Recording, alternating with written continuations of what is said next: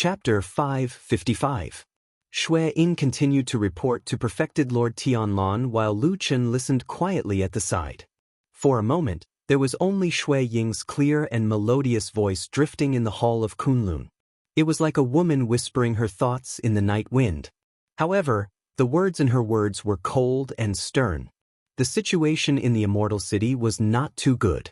Many people were frightened by the strange blood sea vision in the sky. One reason was that the blood sea vision had appeared so many times and did not seem to be a coincidence. Another reason was that after so many signs, Zheng Xianmeng still had not made any reaction until now. This made everyone more and more uncertain. Thinking of this, Lu Chen suddenly thought of something that he had neglected in his daily life. Ever since the blood sea vision appeared in the sky of the Immortal City, Fuyunji had been quiet and acted as if nothing had happened. To outsiders, it was a little strange. However, perhaps it was because Fuyunji and perfected Lord Tianlan were too famous and had completely overshadowed the people of the other halls in Zheng Xianmeng. Therefore, people did not pay much attention to the reactions of the other forces in the Immortal Alliance. But in fact, other than perfected Lord Tianlan, there were 5 other divine transformation stage perfected lords in Zheng Xianmeng who reacted. Perfected Lord Gu Yu of the Starry Hall made the biggest move. She sent many people into the underground cave. In the end, even the people of Fuyunji had to give way to the people of the Starry Hall. No one knew what they had done down there for a long time. In comparison, the other perfected lords were quieter. Perfected Lord Jianghu from the Hall of Heavenly Law was originally more active. However, during the incident of capturing Fante, a remnant of the devil cult, this upright and outspoken perfected lord seemed to have some information that could be used against him. Hence, he immediately became well-behaved. As for the other 3 deity transformation stage perfected monarchs, they each had their own halls. When the blood sea anomaly first appeared, they had also paid attention to it. However, as far as Lu Chen knew, the damned Baldi had secretly paid a visit to the cave abodes of the 3 perfected monarchs. Since then, there hadn't been much activity. Lu Chen didn't ask nor did he care that there might have been some sort of deal or trick involved in the process. For a person like him, his many years of experience had made him develop a personality that cared more about the results than the process. However, in Shui Ying's recent report to True Lord Tianlan, she had included the movements of the other 5 True Lords as well as the situation of the halls of the other 5 True Lords, starting from the minor to the major. Lu Chen didn't say anything. His expression was calm and indifferent. However, when he lowered his head slightly, his pupils couldn't help but contract. The most powerful people in Zheng Xianmeng were the 6 True Lords of the Divine Transformation Realm. All the mountain powers originated from these 6 giants. In other words, Fuyunji was monitoring everyone at the same time. At some point, Shui Ying's voice had stopped, and the hall had fallen into silence. Lu Chen slowly raised his head. He heard True Lord Tianlan say to Shui Ying calmly, "I know about these things. You did well. Also, keep a closer eye, especially on the people on Mount Celestial Dragon. Report to me if there are any unusual movements." Shui Ying acknowledged respectfully. She then turned to look at Lu Chen and said, "Junior brother Lu, did you say you had something to talk to me about?" Lu Chen nodded and said, "The devil cult is gone. The Immortal City has settled down. However, there are still some remnants in the world. 2 days ago, I heard that the bandit chief Fante confessed that there were some demons from the devil cult remaining in the Western continent. Therefore, I made some arrangements and prepared to send someone over to join forces with the Kunlun sect that stayed behind to wipe them all out." True Lord Tianlan nodded slightly. His expression was calm. It seemed that he did not care much about such a small matter. Shui Ying, on the other hand, was still a little concerned after hearing this. She said, "This matter may not be easy to handle. The remaining people there are probably die-hard members who are loyal to the devil cult. Also, the person we send over to join forces with the Kunlun party must have some reputation. It won't be easy to choose, right?" Lu Chen smiled and said, "That is true. However, I have already chosen the person. It is Su Qingjun, a disciple of the Kunlun party. Firstly, she is intelligent and calm. She is strong enough to take on heavy responsibilities. Secondly, She was born and raised in Kunlun. She grew up in the Kunlun party and is very familiar with the seniors in the sect. With her planning, this matter will not be difficult. Shui Ying was startled. There was a slightly complicated look in her eyes. After glancing at Lu Chen, she did not say anything more. She just turned around and looked at True Lord Tianlan. Obviously, she did not want to make a decision on this matter. Instead, she handed the final decision to her boss. True Lord Tianlan closed his eyes slightly. He placed one hand on the back of the chair and tapped it lightly. The surroundings were quiet. Lu Chen and Shui Ying looked at him, waiting for his decision. After a while, True Lord Tianlan raised his head and looked deeply at Lu Chen. Then he nodded and said, "Approved." After saying that, he stood up and walked into the depths of the Kunlun temple without looking at the two of them. When the burly figure disappeared from his line of sight, Lu Chen let out a light sigh of relief. He glanced to the side from the corner of his eye and discovered that Shui Ying also had a faint expression of relief on her face. At the same time, Shui Ying also seemed to feel something. She turned to look at Lu Chen. Their gazes met. At first, they were silent. After a while, they suddenly smiled knowingly. There was nothing to be embarrassed about, and they both sighed. They walked out of the temple side by side. Shui Ying raised her head to look at the sky and suddenly said, "That Sister Su is a lucky person." Lu Chen shook his head and said, "Not really. She has also suffered a lot. It's just that it's hard for her to talk about it." Shui Ying smiled and did not pursue the matter. She asked very directly, "Other than Su Qingjun, who else do you want to transfer away? Right now, the mountain, the foot of the mountain, and the Immortal City are quite turbulent. People are needed everywhere. If you want too many, I can't do anything about it." Lu Chen's heart moved slightly. For a moment, he could not understand the meaning behind her words. It seemed like she would allow him to transfer one or two more people. Or was it just a casual test? He suddenly thought of White Lotus. To be honest, he did not know why he would suddenly think of this young girl, but it was at this moment that he thought of her. However, after thinking for a while, he shook his head at Shui Ying and said, "There's no need for others. Just Su Qingjun alone is enough." Shui Ying made an "oh" sound and said, "That's good." She said a few words to him and told him to go to Fuyunji to go through the formalities. Then she left. Lu Chen looked at her back.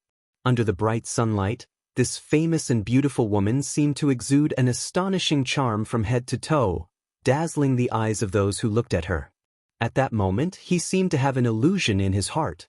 This beautiful woman seemed to be firmly tied to the achievements of that damn baldy, true monarch Tianlan. As that damn baldy's might shook the world, Shui Ying seemed to have entered the most brilliant and dazzling era of her life. Other than that giant, who knew how many men in the world were willing to crawl at her feet. However, she was only willing to follow that huge figure and stand in the shadow behind him. Chapter 556. Why didn't he look for anyone else but you? White Lotus sat on the bed in the room and leaned against the wall as she said to Su Qingjun, "There are countless experts in Zhengxianming. Even in Fuyunji, there are many hidden dragons and crouching tigers. Why did he have to choose you?" Su Qingjun's expression was indifferent and she didn't reply. She didn't seem to be happy or angry, and no one knew what she was thinking at the moment. White Lotus looked at her and continued, "As for the reason that he went to the Western continent to familiarize himself with the people of the Kunlun party, that's even more unreliable. Not to mention that the whole of Fuyunji was founded by the ancestor of the Kunlun party, Supreme Tianlan. Just look at the elite disciples transferred from the Kunlun party this time. Which one of them doesn't meet this requirement?" The beautiful girl looked a little indignant. She pointed at her chest and said, "Let's not talk about others, but I should be qualified." Su Qingjun thought for a while and seemed to agree with White Lotus's words. She said in a low voice, "Well, what you said is not without reason." White Lotus sneered and said, "That's it. Look, there are countless people on Mount Tianlong who could do this, but Lu Chen chose you. I think there's something strange about this." Su Qingjun frowned and seemed to be a little impatient. She said, "I'm also one of the candidates who meets the requirements, and I've known Lu Chen for a long time.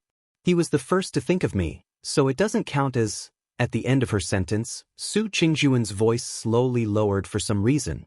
After a while, she sighed softly, but her face revealed a somewhat complicated expression. White Lotus sneered and said disapprovingly, "See, you also know in your heart that if it was a normal mission, that man most likely wouldn't have called you. After all, you have so many entanglements in the past, and there's even a life in between." Su Qingjuan's face was a little gloomy. Obviously, she was thinking of the past from this sentence. On the night of the full moon many years ago, Lu Chen, covered in blood, had barged into her home and killed her only brother, her parents' only son, Su Mo, in front of her and her parents. From that moment, from the moment the knife fell, Su Qingju knew that there was a gap between her and the man called Lu Chen, and it was almost impossible to fill. After that day, Lu Chen fled to the ends of the world, and Su Qingjun gradually learned more secrets. She had a complete and clear understanding of what happened that night. But all of this was useless. Even if she knew that Sumo did evil things, knew that he killed EXN for unknown reasons, even if she knew and liked the pure and beautiful girl EXN, but what was the use? All of this could not bypass that layer of bloodline. The murderer was her biological brother, the biological son of her parents. Her parents quickly aged and brooded over this matter. They would probably not forgive him even in death. And she was her parents' child. They raised her and gave her everything. No matter what, she could not betray her parents. So, the only thing she could abandon was her own feelings. After a moment of silence, Su Qingjun raised her head to look at White Lotus and suddenly asked, "White Lotus, what do you mean by saying all these to me? Do you want me to not go back to Kunlun Mountain?" White Lotus was startled. For a moment, she seemed to be at a loss. She said, I didn't mean it like that. Actually, I told you just now, I just felt that Lu Chen's behavior was a little strange this time. It was not like his usual self, so I reminded you. As for whether going back is good or bad, I also can't say for sure." Su Qingjun was silent. After a while, she sighed softly and said in a low voice, "Although it may be a little pretentious or ridiculous to say this, but in my heart, I feel that Lu Chen will not harm me." "Do?" White Lotus rolled her eyes. She snorted and said, "I also give up." "All right, even if what you said is right and he will not harm you, then he asked you to leave Immortal City and return to Kunlun Mountain, is it still for your own good? Don't forget that Zhengxianmeng is now strong and prosperous, and Fiyunji is even more like the sun in the sky. This is a great opportunity to make a name for yourself. He suddenly asked you to leave at this time. Is there something wrong with his brain? If not, this city is in danger." Bai Lian's voice suddenly stopped. Afterwards, she furrowed her brows and slowly sat up straight. A thoughtful expression appeared on her face. Su Qingjun, on the other hand, slightly lowered her eyes. Her expression was solemn, and the light in the depths of her eyes flickered slightly. There was a bit of pain, but there was also a bit of hidden joy. Lu Jinghe was now the direct disciple of the Lord Perfected Lord. He had reached the sky in one step, but in his heart, he probably still remembered the person from back then, right? And with his identity, if he could feel the thorny danger, then what kind of terrifying situation would it be? Zhengxianmeng was clearly in a good situation. How could such a strange situation happen? Too many doubts rushed into the minds of the two women in the room. Just as they were in a daze, suddenly, there was a knock on the door. White Lotus was shocked at first, then her face showed some dissatisfaction and contempt, and said, "It's probably that person who doesn't agree with his words and actions again?" Su Qingjun suddenly stood up and walked a few steps towards the door. Suddenly, she was startled again. She hurriedly slowed down her steps and calmed her breathing. After letting out a long breath, she then walked forward and opened the door. The light from outside spilled in. A man's figure stood by the door. Su Qingjun took a look and suddenly got a shock. She asked with slight surprise, "Master, why are you here?" White Lotus was originally sneering inside. Hearing that, she was also startled. She walked over to take a look. Sure enough, the person standing outside the door was not Lu Chen. Instead, it was Su Qingjuan's master, Masato Kihara. Masato Kihara's appearance compared to a few years ago, in fact, There was almost no change, including the wine gourd that he carried with him all year round. He seemed to be in good spirits. It should be that he had been living well these few years. He saw his disciple, Su Qingjun, and then he saw White Lotus behind Su Qingjun. Masato Kihara knew that his disciple had taken in White Lotus. However, no one knew that he did not agree at the beginning. It was just that he could not directly dissuade Su Qingjun. At this moment, when he saw White Lotus, there was no joy on his face. He just nodded slightly. However, he was an elder, so White Lotus honestly returned a big bow. Masato Kihara no longer paid attention to White Lotus. He pulled Su Qingjun to the door and then said to Su Qingjun seriously, "I have something to tell you." "What is it?" "You may need to go back to Kunlun Mountain. Something seems to have happened at home." Chapter 557. Su Qingjun's expression suddenly changed and she became nervous. She hastily asked, "Master, what happened? Are my father and mother all right?" Masato Kihara shook her head and said, "The news just came from Fuyunji. It said that a riot has recently occurred in Kanwa City. The cause is still unknown for the time being, but in the end, it caused a lot of trouble. Several aristocratic families in the city were invaded and suffered varying degrees of damage. Among them were the Bai family, the Sun family, the Lu family, the Yi family, and the Su family." Seeing that Su Qingjun's complexion had turned pale and looked worried, Masato Kihara hastily shook her hand and said, "Don't worry. They didn't say anything about casualties. They just mentioned that each family suffered losses. It's very likely that their family's property was damaged. But I know the situation at home, and I also understand that what you're most worried about right now is your parents at home, so I came to tell you." At this point, Masato Kihara paused for a moment and revealed a loving and gentle expression. "If you want to go back, I'll help you ask your martial uncle Tianlan for a favor and let you go back." Su Qingjun's heart was moved and she hastily said, "There's no need, master. I just received a task and have to go back to Kunlun Party. It's best if we can solve the two matters at the same time." Masato Kihara was startled, but she immediately nodded and said, "There's actually such a coincidence. That's good. No matter what happened at home, you should go back and take a look." Su Qingjun nodded and said, "Yes, disciple understands. I'll pack my luggage now and go to Fuyunji to explain the situation. I'll go back tomorrow." Masato Kihara then pulled her to the side, carefully exhorted her, and asked if she needed any help. After Su Qingjun said that everything was fine, she smiled and told her that it was rare for her to go back and that there seemed to be nothing urgent in Immortal City recently. If no one urged her, she could stay in Kunlun City and didn't need to rush back. Su Qingjun was a bit hesitant. She glanced at Kunlun Palace Hall and asked in a low voice, "Master, this isn't good, is it?" Masato Kihara secretly sighed in her heart.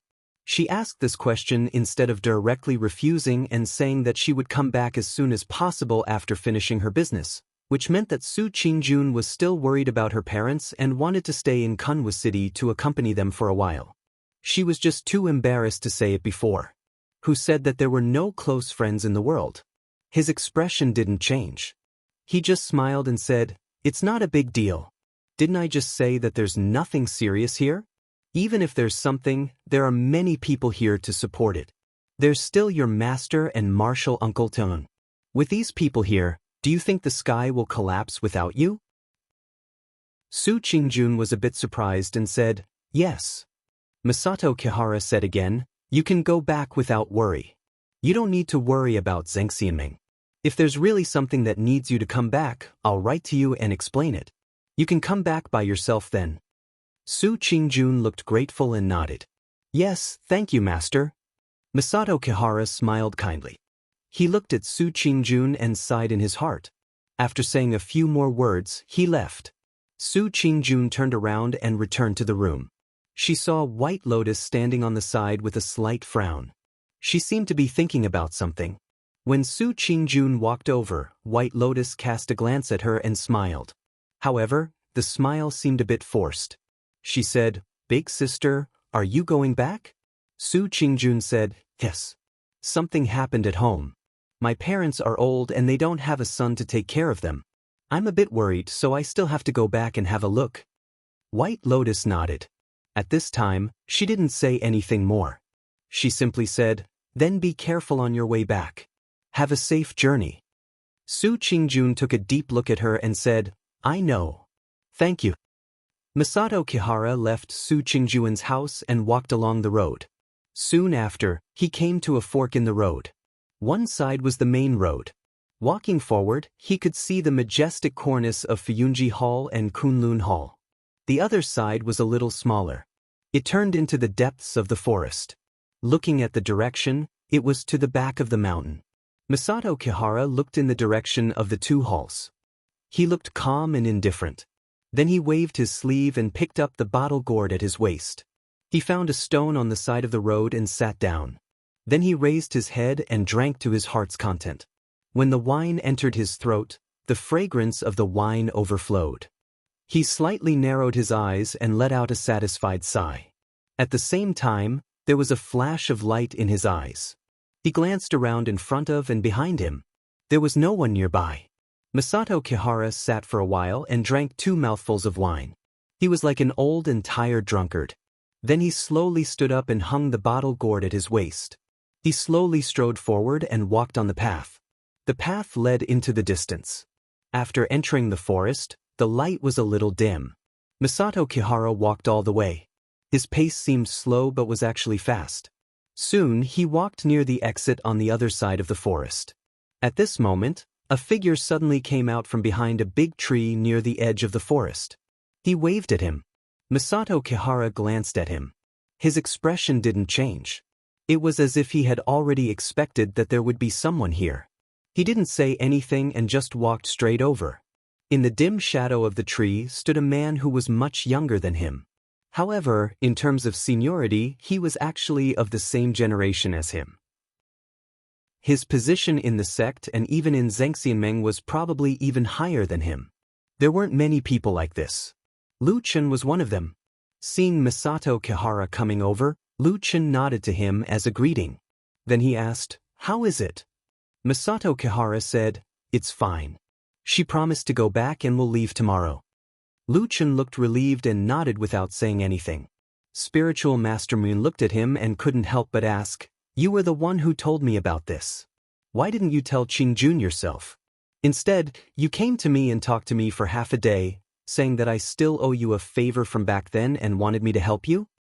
Lu Chen snorted and said, "Anyway, you probably forgot that favor on purpose. It's useless to talk about other things.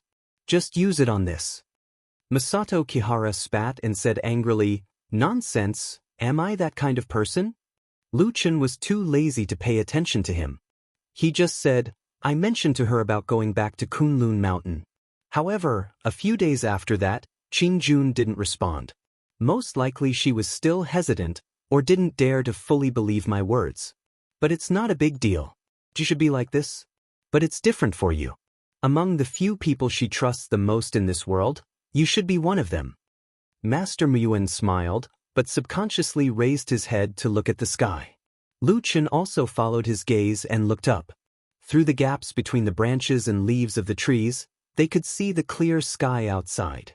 White clouds floated in the blue sky. A breeze blew and the world was quiet. The weather is good. Tell her to leave early. If the weather turns bad, it may be difficult to travel. When you came to find me, did you also feel that something was wrong? I don't know whether it's right or not, but there is such an outstanding disciple behind Tetsu. It doesn't matter if I'm old, but if it's possible, I should at least leave some hope so that I can face the spirits of the ancestors in heaven. Well, she is fortunate to have a master like you. Chapter 558. Deep within the prison of Fuyunji, Lu Chen and Xue Ying stood side by side in the quiet room. There were 5 to 6 people standing behind them. Judging from their attire, they were the elites of Fuyunji. Chen He, who had been instigated by Lu Chen, or rather, forced to side with Fuyunji, was also standing expressionlessly among the crowd. As for Lu Chen's trusted aide, Old Ma, he was also here. However, he was standing at the back of the crowd. His brows were tightly furrowed, as though he had a lot on his mind. Everyone's gaze was looking forward. The room was filled with a thick and unpleasant stench of blood. The place was brightly lit, but most of the time, it did not make one feel happy. Oppression and terror were the main themes of the place. This was the interrogation room of Fuyunji. Other than the people here, there were many torture tools. With the reputation of Fuyunji, this was a dark place that outsiders did not know about. Perhaps it was because of the fear of reputation that, other than the reliable and trustworthy members of Fuyunji's main hall, even the righteous people of Zhengxianmeng, or the elite disciples of the Kunlun party and other famous factions were not allowed to step into this place. All the people of Fuyunji who were standing were silent. However, there were beast-like panting and painful moans in the room. A few people were interrogating a prisoner in the middle of the room. From the messy hair and wounds, one could see the outline of that person's face. It was Fante, the devil cult sorcerer who was captured a few days ago. The people at the side did not look like fiends. In fact, most of the time, the faces of these people who were interrogating Fantue were cold and numb. Perhaps only those who were truly numb to life and pain could work in such a dark and terrifying place. They continued to inflict pain on Fantue's body expressionlessly. When they reached their limit, the prisoner screamed continuously. His screams suddenly became louder and then suddenly stopped. Then, his head tilted to the side and he fell unconscious. Those people stopped what they were doing and turned to look at Shui Ying and Lu Chen. However, the two of them didn't seem to have any change in their expressions. Instead, the people standing behind them began to stir. Chen He, who was in the crowd, looked toward Fantue with a complicated gaze.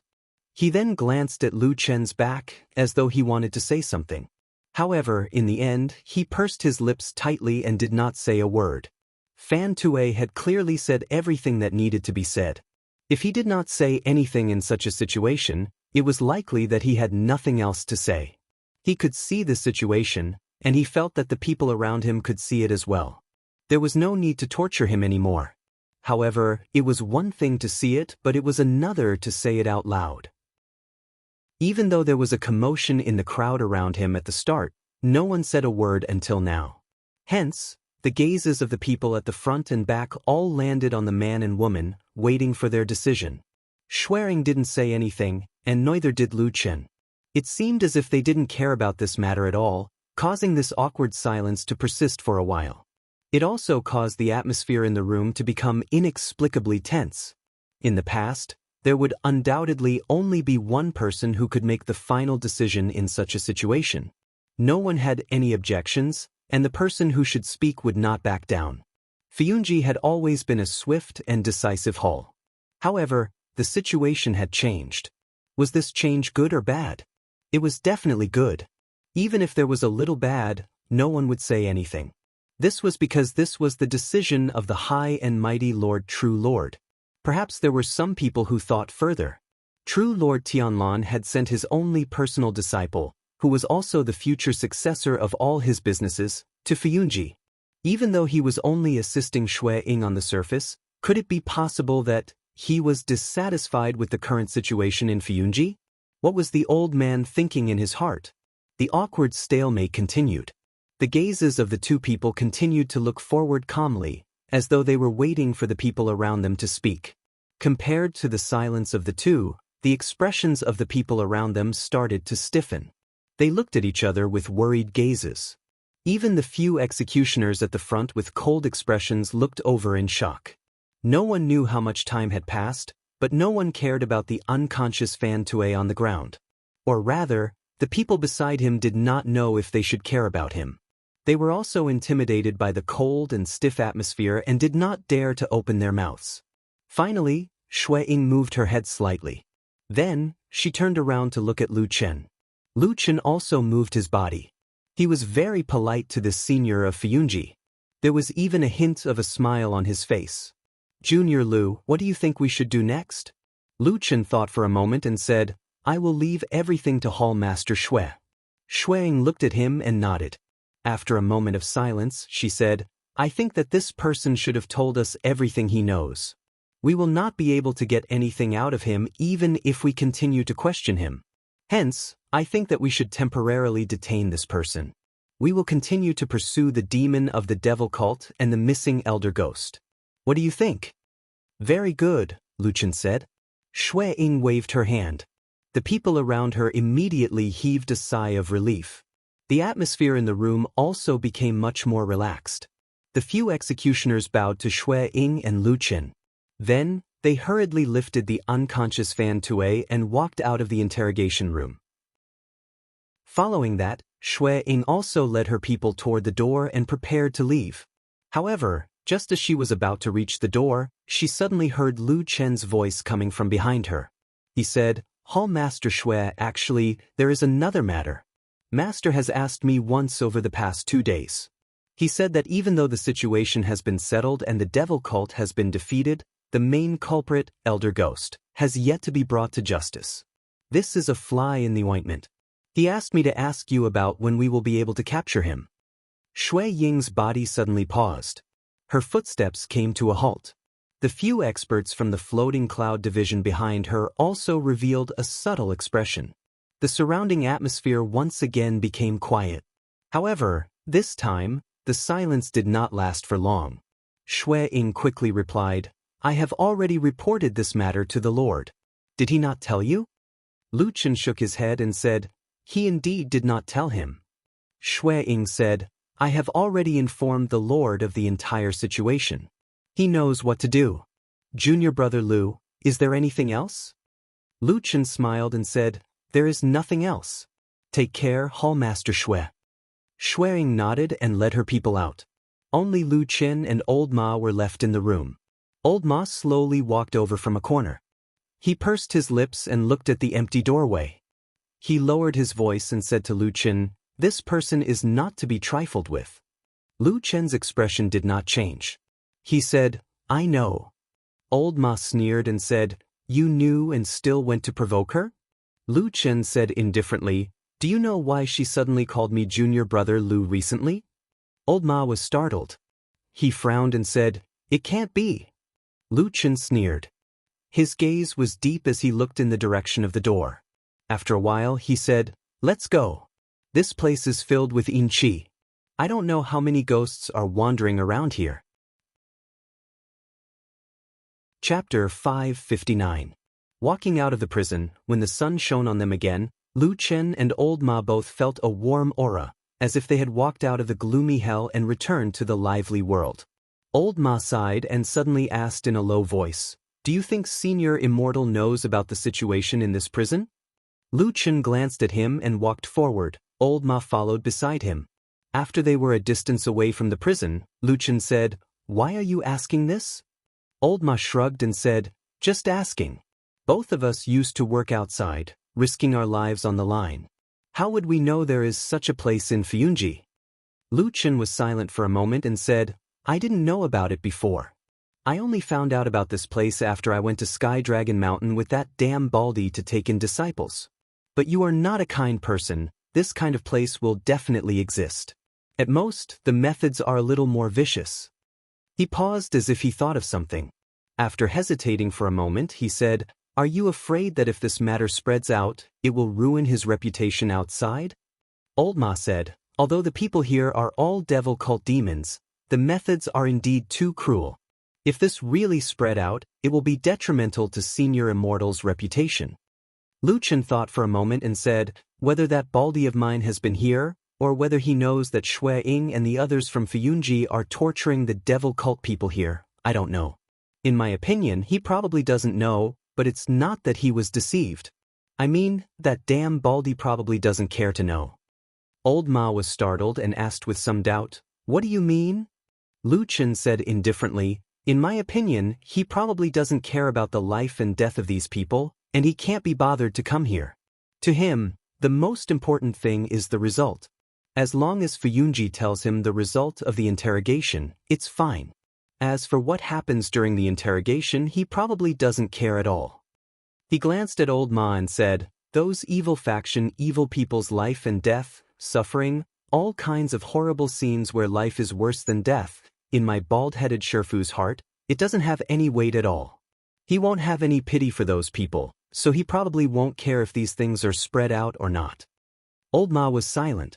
After a while, he said, So, For so long, these things in Fuyunji's prison have never been spread out. It's all thanks to Blood Warbler. Lu Chen said straightforwardly, although this woman has a subtle relationship with me now, and we don't get along, but after so many years, she must be the dead Baldy's most loyal subordinate. Speaking of this, he sneered and said, the dead Baldy's status is too high, and his character is even more arrogant to the point of looking down on everyone. These dirty things naturally have to be done by Blood Warbler and the other Fuyunji people. It's really hard on her, after so many years, she can actually endure the dead Baldy until now. Old Ma pushed him, looked around and snorted, you talk less. Lu Chen glanced at him from the corner of his eyes and said, are you going to snitch? Old Ma was angry and said angrily, do I look like that kind of person to you? Lu Chen said, you don't look like that now, but if you were given a mountain of gold, you would look like that kind of person from head to toe. Old Ma spat and snorted at him, then thought for a while and said, what do you plan to do now? The evil cult's power is gone, it's basically impossible for them to rise again. Without external enemies, why do I feel that Hall Master Shui is starting to target you? Lu Chen's expression was calm and said, don't worry, no matter what happens, as long as I cling on to the dead Baldy's thigh, I will naturally have nothing to worry about. Old Ma was stunned for a moment, and couldn't help but size him up with a strange expression on his face. Lu Chen asked, why are you looking at me like this? Old Ma said, I remember when we were in Qingshiteng village, you weren't like this. Although the days back then were hard, I remember that you seemed to have a backbone, even the kindness that Lord Perfected Immortal occasionally passed to you, you didn't even care, why now? Lu Chen said, can backbone save my life? Can pride give me status? In this huge celestial city, there are so many people who want to climb up, why should I pretend to be virtuous? He smiled, his gaze suddenly became a little blurred, but very quickly it became clear again. He smiled bitterly to himself and said softly, actually there are virtuous people, everyone's luck is different, and I think, she probably doesn't have so many thoughts, as the saying goes, one who has no desires is upright? Old Ma frowned and said, who are you talking about? Lu Chen smiled and didn't say anything.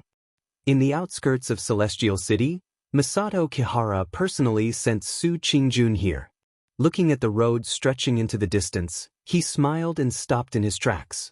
Su Qingjun also knew that it was time to part, so she turned to look at Masato Kihara and said softly, Master, this is enough to send you here, please go back. Masato Kihara nodded and said, be careful on the road, when you go back, treat your parents well, they only have you as a daughter, treat them well. Su Qingjun replied with an N, and said, disciple understands. After saying that, her gaze subconsciously swept in the direction of the road, but only saw that the road was empty. Occasionally there were a few pedestrians passing by, but they were all unfamiliar faces, there was no familiar figure in her memory. Masato Kihara saw Su Qingjun's expression, and also saw the trace of deliberately hidden in her eyes, but still couldn't help but feel a little disappointed. He shook his head slightly, although he knew that there were some things he shouldn't say, but the girl in front of him was his most beloved disciple. In the end he still couldn't help but sigh and said, today, other than me, no one else came.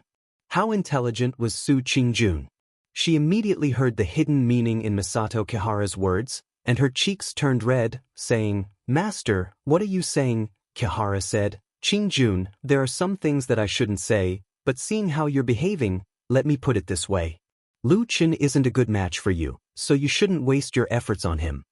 Su Qingjun was startled, probably because she didn't expect Masato Kihara to directly mention Lu Chen's name, and said it so simply and crudely. She was stunned for a moment. Masato Kihara frowned and said, Qing, listen to Master, after returning to the mountain, cultivate and recuperate well. With your talent, your future is bound to be boundless. There is no need to get together with him, otherwise, you will only destroy yourself. Su Qingjun was silent for a long time, then nodded and said, Master, I understand that you are doing this for my own good. In fact, I have already made a decision in my heart. Ever since he killed Sumo, I will never have any relationship with him again. Please rest assured, Master. Masato Kihara smiled, a gratified expression on his face. Su Qingjun bowed and bid farewell, then turned around and set out on the road back home. She looked at the distant mountains, and when there was finally no one around, she sighed softly and said to herself in a low voice, "Everyone, parents, master, and even friends, say that you are not a good person. Luchan, Luchan, what kind of person are you?" Chapter 560. In the starry hall, Supreme Guyu sat alone in the main hall, looking up at the strange starry sky map carved on the dome of the main hall. Her expression was slightly complicated, her eyes flickered slightly, and she was silent.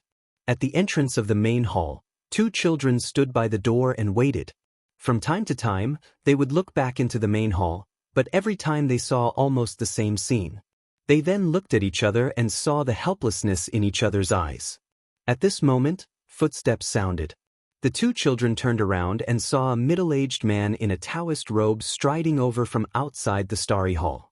The two children recognized this person. It was Supreme Guyu's disciple, Feng Zhe, one of the closest disciples of Supreme Guyu. When Feng Zhe came near, the two children came forward to greet him. Feng Zhe nodded and said in a low voice, "Help me inform them." The two children looked at each other with a troubled expression.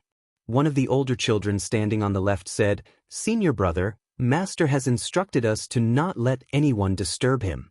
Feng Zhe was startled for a moment. He raised his head and glanced at the hall. From afar, he could see the Guyu True Lord in deep thought. He could not help but frown as he asked in a low voice, "How long has Master been inside?" The child on the right said, "It has been more than an hour." Feng Zhe hesitated for a moment, but after a while, as if struggling in his heart, he still made a decision and said, "I have an urgent matter, I must tell Master. This matter concerns Supreme Tai Hu of Heavenly Law Hall. It cannot be delayed. Help me go in and inform him." The two children were taken aback, and then a bitter expression appeared on their faces. However, Feng Zhe's status in the starry hall was quite high, and with his serious expression at the moment, the two children did not dare to be negligent. So after hesitating, the two children still walked into the main hall. Feng Zhe looked at them from behind, and saw that the two children walked carefully all the way to Supreme Guyu's side, and then reported in a low voice. Supreme Guyu's face did not show any obvious anger, but after listening for a moment, she turned her head to look at the door. Feng Zhe hurriedly bowed. Supreme Guyu's expression did not change, and after a moment of silence, she softly said to the two children. The two children seemed to be stunned for a moment. Then, they did not dare to say anything else and quickly bowed and left. Feng Zhe had been waiting anxiously for a long time. When the two children finally came out, he greeted them and walked into the hall. However, at this moment, two arms suddenly appeared in front of him. It was the two Taoist children who had reached out in unison to stop him. Feng Zhe was stunned and asked in surprise, "What are you doing?" The two Taoist children had apologetic expressions on their faces, but their expressions were resolute.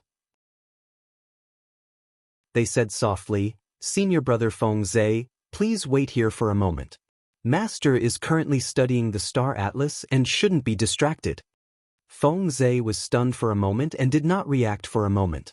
After a while, he said in astonishment, "Did you not mention to teacher that I have an important matter regarding Immortal Tiehu?"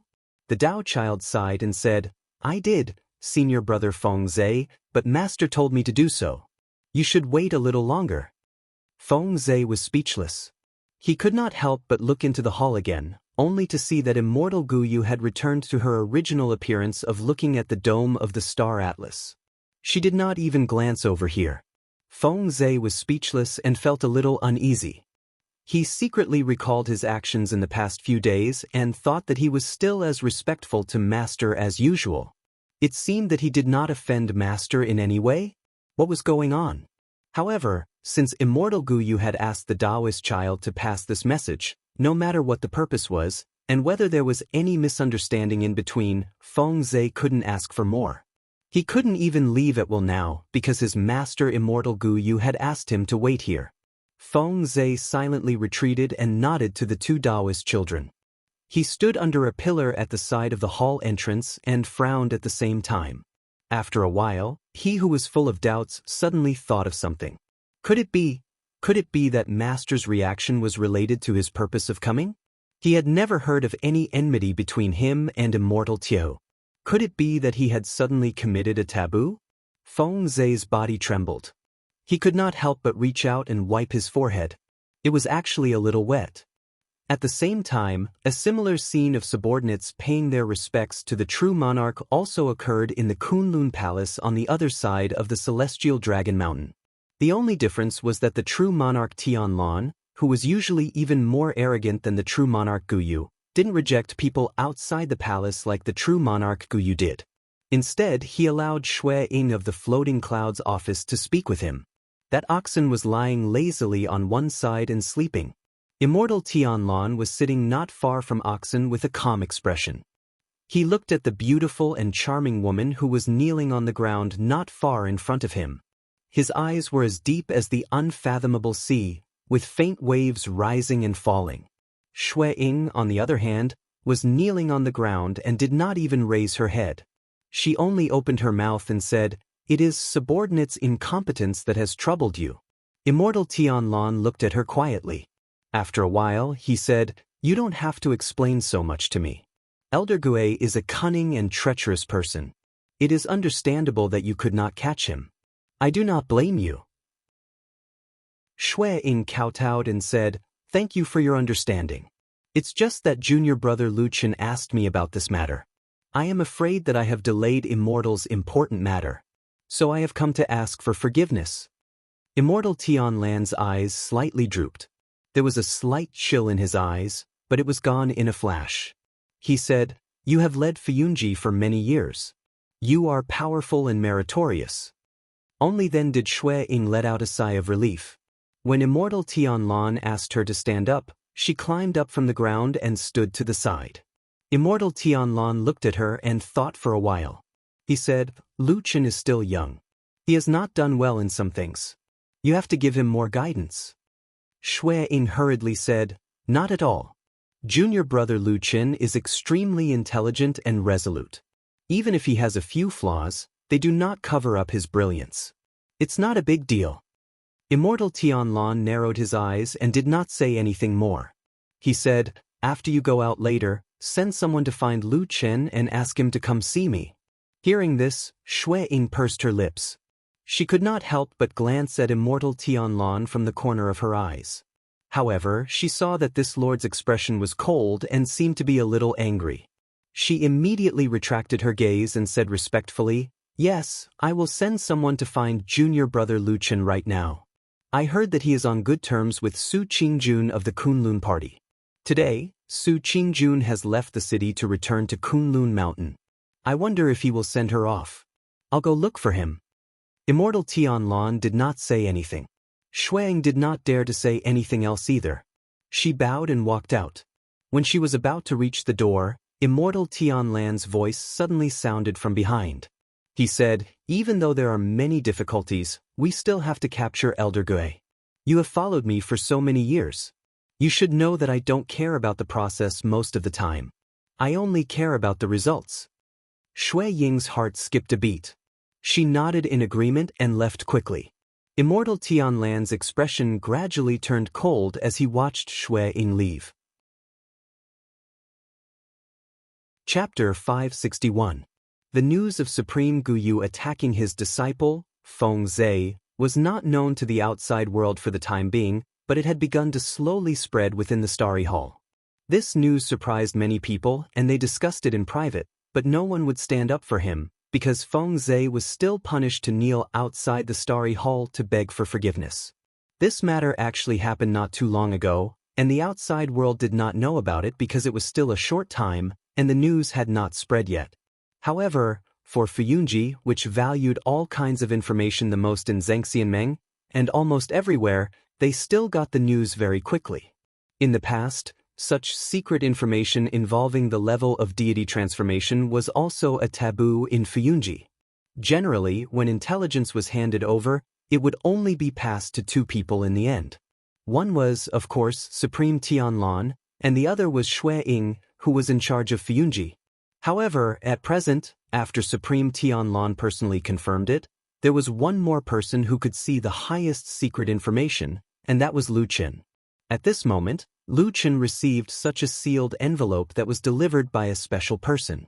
Before this, old Ma was accompanying him to talk about something. After seeing the appearance of the letter, which basically had no extra traces on the surface, but the envelope was khaki and looked very old-fashioned, the expression on old Ma's face immediately became serious. He took a few steps back and kept a distance from Lu Qin. Lu Qin glanced at old Ma and nodded slightly. Without more hesitation, he directly tore open the seal and took out the letter to read. Old Ma looked at him from the side and saw that Lu Qin's face was calm. His eyes swept over the letter slightly, and from beginning to end, there was no change in his expression. After reading in silence, Lu Qin silently put the letter back into the envelope and held it in his hand. After a moment of silence, suddenly a flame rose from his hand and ignited the letter. Then it burned quickly, and soon the letter was burned to ashes. The ashes were blown by the wind, and suddenly flew into the sky and scattered on the ground, becoming part of the dust and soil, and could no longer be found. "Let's go," Lu Qin said to old Ma. Old Ma nodded and walked over, walking side by side with Lu Qin, but from beginning to end he did not ask a word. After walking for a while, Lu Qin suddenly asked old Ma, "Are you familiar with the situation at Starry Hall?" Old Ma thought for a moment and said, "I know a little. What do you want to ask?" Lu Qin pondered for a moment and said, "Just tell me casually. Although I have learned a little before, after all, I haven't been back for a long time, and most of my energy is in Fuyunji. There are many things that I can't take care of at the moment." Of course, it was not a whim of Lu Qin to suddenly ask about the situation at Starry Hall. Old Ma understood in his heart that most of the news in the secret letter was related to Starry Hall, and according to the level of the secret letter, it must also involve the news of Immortal Guyu of Starry Hall. Those who had managed to survive in the Floating Clouds office to this day were not fools. Most of them were smart people. Old Ma quickly understood this matter. Then he thought about it on a deeper level. If he could think of this, how could Lu Qin not think of it? But Lu Qin still asked him very calmly.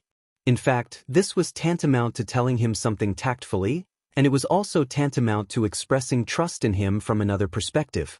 Old Ma bowed his head slightly, and there was some warmth in his heart. Then he decided to say everything he knew. Starry Hall has always been in a relatively detached position in the eyes of the major halls in Zhangxianming. In terms of strength and influence, the Starry Hall has never been prominent. Not to mention our Floating Clouds department, which is like the sun at high noon, even compared to the Heavenly Law Hall and the Great Chancellor Courtyard, their prestige is still much smaller. However, after all, there is still Immortal Guyu of Soul Formation in Starry Hall, and the other 5 immortals are also very respectful to Immortal Guyu. So, although Starry Hall does not fight for big things, they also have a share in small things and some benefits that should be there. Their days are still quite good. Lu Qin nodded slightly and did not speak. Old Ma's words just now were actually relatively tactful, but for him who had begun to gradually understand the actual situation of Zhangxianmeng, he had already understood it after listening. The meaning of this sentence was that I have my own Starry Hall, and it doesn't matter if the rest of you want to dominate the mountains and silver seas. I will honestly watch and not block your path, but you have to give me, a Immortal Guyu of Soul Formation, some face. After all, I am also known as one of the top 6 figures. There should be some benefits, right? So there was. It was really good for everyone, and it was best for everyone to have benefits. It was best for everyone that Zhangxianmeng could become more and more prosperous. Only a madman would break such a good thing. Was there such a madman who stood at the top in this world but went crazy? Well, there shouldn't be. Lu Qin shook his head slightly and smiled bitterly in his heart, but he did not show it on his face. He said to old Ma, "I heard that Immortal Guyu has several disciples. Usually, he only oversees the overall situation, but generally does not care about the trivial things under him?" Old Ma nodded and said, "That's right. Immortal Guyu has 5 disciples, all named with the word Feng. They usually work for him. Most of the time, it is enough for the 5 of them to appear in front of the Starry Hall. So in private, some people also jokingly call them the 5 guardian deities of the Starry Hall. Speaking of this, Old Ma laughed and said, but there is another interesting thing, that is, Immortal Guyu usually has a detached attitude in the Immortal Alliance, but many times in the Immortal Alliance, there is a need to choose a side for the interests and various disputes in the Immortal Alliance. Although the 5 disciples have the same master, their positions and attitudes are very different when dealing with affairs. They are more inclined, which is also a scenery of our Sky Dragon Mountain. Lu Chen's eyes flashed slightly and said, "What do you mean?" Old Ma thought for a moment and said, "I heard that the 5 outstanding disciples of Immortal Guyu are actually in contact with other big mountain factions in private. Of course, there is no evidence for this, it is just speculation by others. But generally speaking, Immortal Guyu's eldest disciple, Feng Zhe, is said to be inclined to the side of Heavenly Law Hall's Immortal Tai Hu, because his Taoist companion is a Jin Dan female cultivator from Heavenly Law Hall. The second disciple, Feng Hen, is usually very close to our Fuyunji. The third disciple, Feng Wu, likes to interact with people from Dazai Yuan. And the fourth and fifth disciples are also close to people from Golden Dragon Immortal and Luyun Immortal's side respectively." Lu Chen stopped his footsteps when he heard this. His face revealed a look of surprise and said in astonishment, "So obvious? Doesn't Immortal Guyu care about these disciples?" Old Ma shrugged and said, "Who knows, that is what everyone says. Maybe Immortal Guyu has the pearl of wisdom in his hands and is too lazy to care about these small things." Lu Chen pondered for a moment and asked, "Then usually, which disciple does Immortal Guyu trust the most?" Old Ma thought for a moment and said, "I heard that the eldest disciple, Feng Zhe, is the most talented and capable. Immortal Guyu likes him the most." Lu Chen let out a sound and suddenly laughed, his face revealing a meaningful smile. Chapter 562. What do you mean? Looking at you, there seems to be something I don't know. Old Ma looked at Lu Chen and asked with a smile. Lu Chen waved his hand. He was about to speak but quickly shut his mouth. After a moment of silence, he changed the topic and said, "You just said that Guyu Perfected's second disciple Feng Hen is close to our Fuyunji side. Is he also married to someone like the eldest disciple Feng Zhe?" Old Ma thought for a moment and said, "I haven't heard of this. In fact, although Feng Zhe's Taoist companion is a female cultivator from the Heavenly Law Hall, she doesn't usually do anything excessive. After all, Feng Zhe is the disciple of a Huashan Perfected. It's just that with this layer of relationship, once there is something related to interests, Feng Zhe will naturally be biased towards the Heavenly Law Hall. This is also human nature." Speaking of this, Old Ma smiled and said, "But this is too much, and it is easy to be criticized.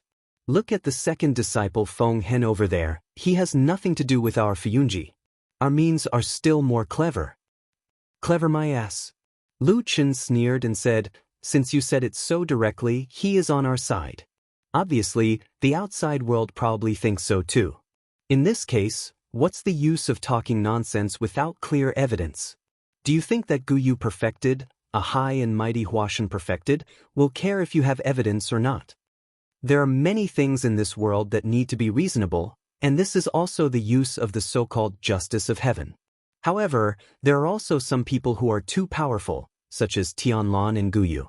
Generally speaking, if there is no evidence, then there is no evidence. It's just that he doesn't like you. If he really didn't like you, he could still kill you without any evidence. Even if he didn't do it because he had some scruples and didn't do it, it was definitely not because he was worried about something like reason or evidence. Instead, he felt that there would be all kinds of chain reactions after he did it. For example, his subordinates would become disloyal, worried, afraid, or have greater achievements to consider. What made them endure it was the most important thing. Of course, Old Ma also understood this, so he was a little embarrassed when he was ridiculed by Lu Chen. He smiled bitterly and said, "In fact, it's not necessarily true that he colluded with Fuyunji. It's nothing more than that he is biased towards us on some matters. To be honest, with Fuyunji's current reputation and the Starry Temple's recent achievements, we really don't need to curry favor with them." This was the truth, so Lu Chen nodded and admitted it. However, as long as he thought about the rumor that Guyu Perfected had accepted 5 disciples who actually colluded with the other 5 mountain forces of Zhengxianmeng, it was really an incredible thing. Moreover, apart from the Starry Temple, the other great deity perfected subordinates had never encountered such a situation. Lu Chen's heart moved slightly, but he thought to himself that no one who could set foot in the Huashan realm was stupid. All of them were smart people. Even if they were not that shocking perverted lunatic like the damn Baldy, Lu Chen would not believe that any Huashan realm perfected was not scheming enough. That Guyu Perfected could actually tolerate such a mess of his disciples, and could also tolerate the existence of such rumors that were actually a slap in his face. He always felt that it was unusual and seemed to have a deeper meaning. While thinking, Lu Chen suddenly heard old Ma's question from the side, "What's the matter?" Lu Chen was startled and turned to look, only to see that old Ma had unknowingly taken 2 steps forward and stood in front of him, looking at a man walking on the road in front of him. Lu Chen glanced at the man and found that it was also a familiar face, but it was one of Shui Ying's trusted subordinates that he had seen in Fuyunji before. The man walked closer, his expression was calm, first bowed to Lu Chen, then said, "My hall master ordered me to find young master Lu Chen, and to pass a message that the Lord Perfected wants to see you. Please go to the Kunlun Temple as soon as possible." Old Ma turned to look at Lu Chen. Lu Chen also had a surprised expression on his face, but he quickly calmed down, nodded and said, "Okay, I will go immediately." The man smiled, bowed again, and went straight away. From beginning to end he was polite, but in the eyes of Lu Chen and old Ma, there was a sense of alienation from him. After waiting for a while, when the man walked far away, Lu Chen suddenly said, "That man just now didn't like me, did he?" Old Ma rolled his eyes and said snappily, "How would I know? He was so polite to you, it's good enough. Look, he probably didn't even look at me." Lu Chen laughed, walked over and patted old Ma's shoulder, and the two turned and began to walk in the direction of the Kunlun Temple. There were some things that old Ma didn't say, and neither did Lu Chen, but they both understood. For the floating clouds division that was currently like the midday sun, the two of them could actually be considered lucky people. They were people who had suddenly soared up from the bottom of the hierarchy. Of course, there was also a difference between the two of them. After all, Lu Chen was chosen by perfected Lord Tianlan, and he was publicly accepted as a disciple. In the Fuyunji system, perfected Lord Tianlan had supreme authority, and everyone had to look up to him, so Lu Chen was forced to be respected. However, old Ma was different. He had no identity, no background, and his cultivation was not high. He had been in Fuyunji for many years, but he had never been famous, even though he had to live incognito to protect the secret of the shadow, Lu Chen. Nowadays, in the eyes of many people, old Ma relied on Lu Chen to climb up from a nobody. He had no ability and no credit, and he was always a follower of Lu Chen, enjoying a good life, but his status was still extremely high. It should be known that Lu Chen had a chance to inherit the entire foundation of perfected Lord Tianlan in the future, so the trusted follower of him was very unpleasant to the eyes. Lu Chen did not speak again, and old Ma did not complain anymore. They just walked forward together. Many years ago, when they were still in Qingshitang village, they looked like old friends who had a deep friendship and often joked with each other. However, on this day, as they walked together, old Ma had unknowingly become someone who was one step behind Lu Chen. They were silent, and no one spoke for a long time. They no longer looked like friends, but more like a boss and a subordinate. Or, to put it more bluntly and harshly, like a master and a servant. When did this happen, and when did it become like this? They walked in silence all the way, and finally, they reached the majestic Kunlun Hall. Lu Chen stopped, and old Ma quickly stopped behind him. Lu Chen did not turn back, but when he looked at the majestic hall in front of him, he suddenly said, "Someone is making things difficult for you?" "Not yet," said old Ma. "You sound like you're a little worried?" Old Ma said, "I'm not just worried, I'm scared to death." Lu Chen's body trembled slightly, and he finally turned back to look at him. Old Ma sighed and said, "I always feel that I can only be at ease when I'm with you every day. Other times, I don't even dare to sleep." The muscles on Lu Chen's face twitched slightly. Chapter 563. Has it already reached such a stage? Lu Chen asked Old Ma. Old Ma said, maybe I'm thinking too much. After all, nothing has happened, and no one really hurt me. But if it's possible, why don't I leave Immortal City for a period of time? Lu Chen was startled. He looked at Old Ma and said, you want to leave too? Old Ma scratched his head and said, I'm just going out to relax and get some fresh air. I'll be back after a while. Lu Chen stared at him for a long time. He suddenly sighed and said, looks like you really haven't slept well for a long time. Old Ma's smile was gone. He just shrugged and said, it's good that you know. Lu Chen thought about it and said, I don't object to you leaving. But I'll say it again. Since we've entered the Immortal City's Vanity Fair and under the influence of power, some things are not up to us to decide. Now that everyone knows that you're my man, and the most trusted one at that, if you leave Immortal City rashly, you'll naturally be targeted. There will also be people who suspect that you're not avoiding trouble, but that I've sent you to do some secret things. Old Ma's face looked a little bitter. Lu Chen said again, you're also an old man in Fuyunji. I won't say these words, but I'm sure you know in your heart. With Fuyunji's power, once you're targeted by them, I'm afraid it'll be very difficult for you to leave Immortal City and live a carefree life. Old Ma gritted his teeth. He probably weighed the pros and cons in his heart. Then he revealed a dejected expression and said, I think I probably can't escape unless someone asks. When he said this, he stopped himself. His face revealed some apprehension as he glanced at Lu Chen. Lu Chen understood his meaning in that glance. He understood in his heart, but he did not feel too happy. His face still looked very calm, perhaps even a little dull. The person who could speak was not Lu Chen. Lu Chen knew this very well. He knew that he could not control Fuyunji. Of course, he could not order Fuyunji to let Old Ma go. Out of all the living beings in the world, only one person could do this. Both he and Old Ma knew who this person was. Both Old Ma and he knew very well who could speak in front of that person. He just stood there quietly and looked at him for a while, then nodded and said softly, wait here for a while, I'll go in and talk to that damn Baldy. After that, he turned around and strode towards the Kunlun Temple. Old Ma stood where he was, watching Lu Chen's back as he gradually walked further and further away. Suddenly, he felt an inexplicable sense of desolation in his heart. He bowed his head slightly, then sighed. There were thousands of people in the world, and everyone's fate was different. Perhaps some people were born perfect and would have a good life, but some people were unlucky, born lonely, and would always encounter all kinds of misfortunes. What kind of person would you be? Would you feel lonely occasionally? If in this long life, those who know familiar and important people, they will sooner or later leave, leaving you alone, then how will you feel? But no matter what, probably, maybe we would not say it, pretend to be calm, pretend to face life calmly.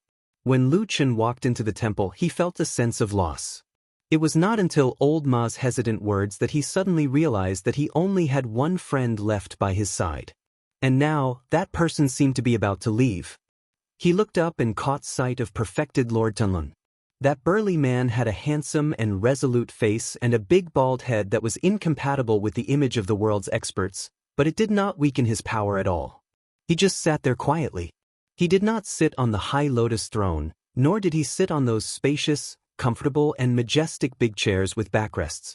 He sat cross-legged on the ground, his loose robe hanging down, like a god sitting peacefully in the mortal world, like a mountain overlooking the human world. There was no one around him. In the towering and magnificent temple, there was actually no one who could accompany him. It was empty and silent. Looking at this damn bald head, Lu Chen suddenly felt that he also seemed a little lonely for a moment. Perfected Lord Tianlan originally sat there quietly with his eyes fixed on an unknown place, as if he was daydreaming.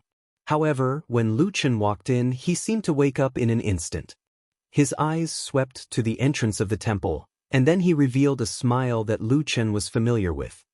He waved at him from afar and said, "Come here." Whenever there was an important occasion or when there were outsiders present, Lu Chen and perfected Lord Tianlan would be very well behaved and well behaved. However, when there was no one around and the two of them were alone, Lu Chen would often become very casual, and perfected Lord Tianlan did not seem to care about it. He had always liked and even indulged his disciple, Lu Chen. There were times when many of his subordinates were puzzled by this love and affection. Some even found it hard to believe, such as Blood Warbler, Fuyun Si, and even Old Ma. And perhaps Lu Chen himself. Lu Chen walked straight to perfected Lord Tianlan and did not stop until he was a few feet away from him. Smiling, perfected Lord Tianlan pointed to the ground and said gently, "Sit down." Looking at his body, Lu Chen suddenly had a somewhat nasty guess.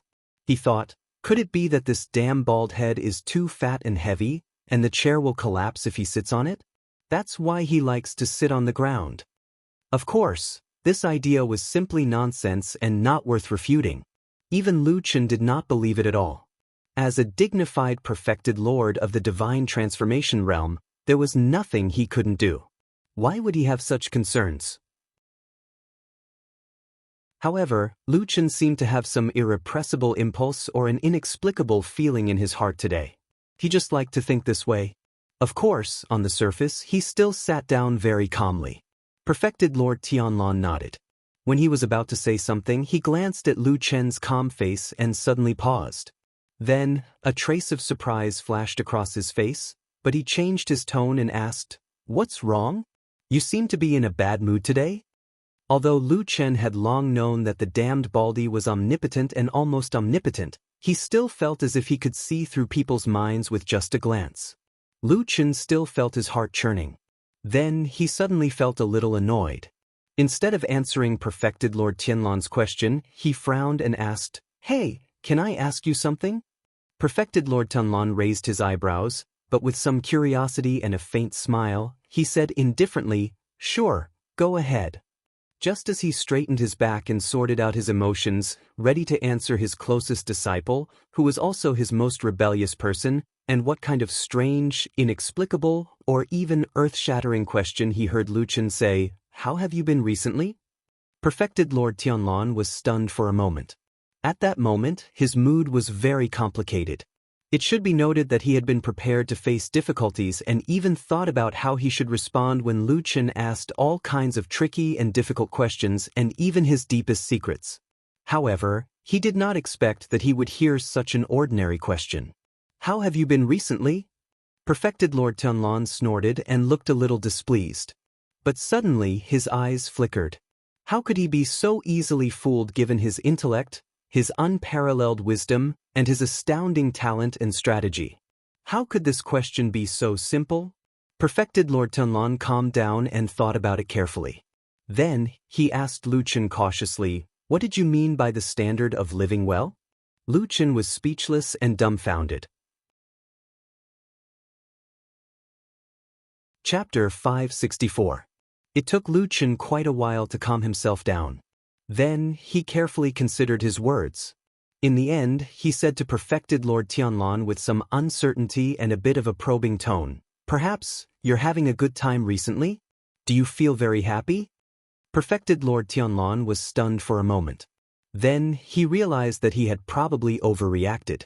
This rebellious disciple of his did not seem to have any weird thoughts just now. Instead, he had asked the most ordinary question. He had thought too much.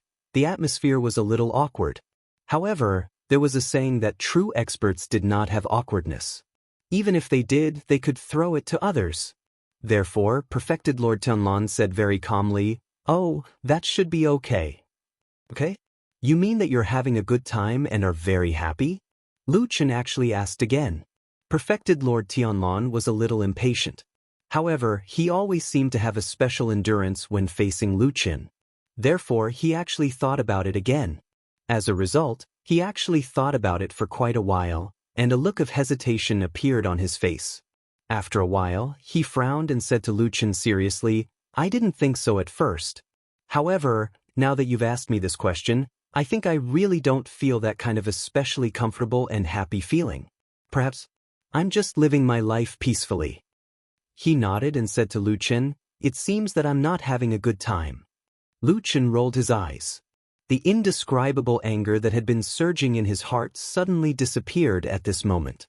He only felt a little helpless. Shaking his head, he sighed and said, "Forget it, I won't talk about it anymore. Why did you call me here?" Perfected Lord Tianlan looked at him with interest. "Well, I did call you here because I have something important to tell you." Lu Chen's expression turned serious. He also sat up a little straighter and his expression became serious. Unexpectedly, Perfected Lord Tianlan continued, "But let's put that aside first. Tell me, why did you suddenly come in and ask that question?" Lu Chen was stunned. "Didn't you say that you had something important to tell me?" If it's urgent, then why didn't you say it? You actually asked me that boring question just now?" Perfected Lord Tianlan said disapprovingly, "No matter how important it is, I can handle it. What's there to be afraid of? Come. I see that you are a little strange today. You are very different from your usual self. This is very rare. Tell me about it." Towards the end, he seemed to be overflowing with interest. Looking at the damn baldy in front of him, Lu Chen suddenly had a strange feeling of absurdity.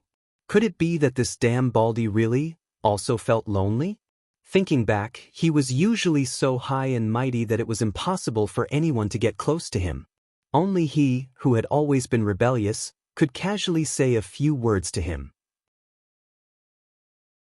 Lu Chen didn't think about it anymore. After a moment of silence, he said, "It's nothing. I just feel that life has been boring recently.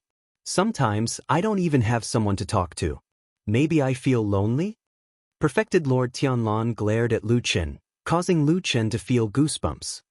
He could not help but ask angrily, "What are you staring at me for?"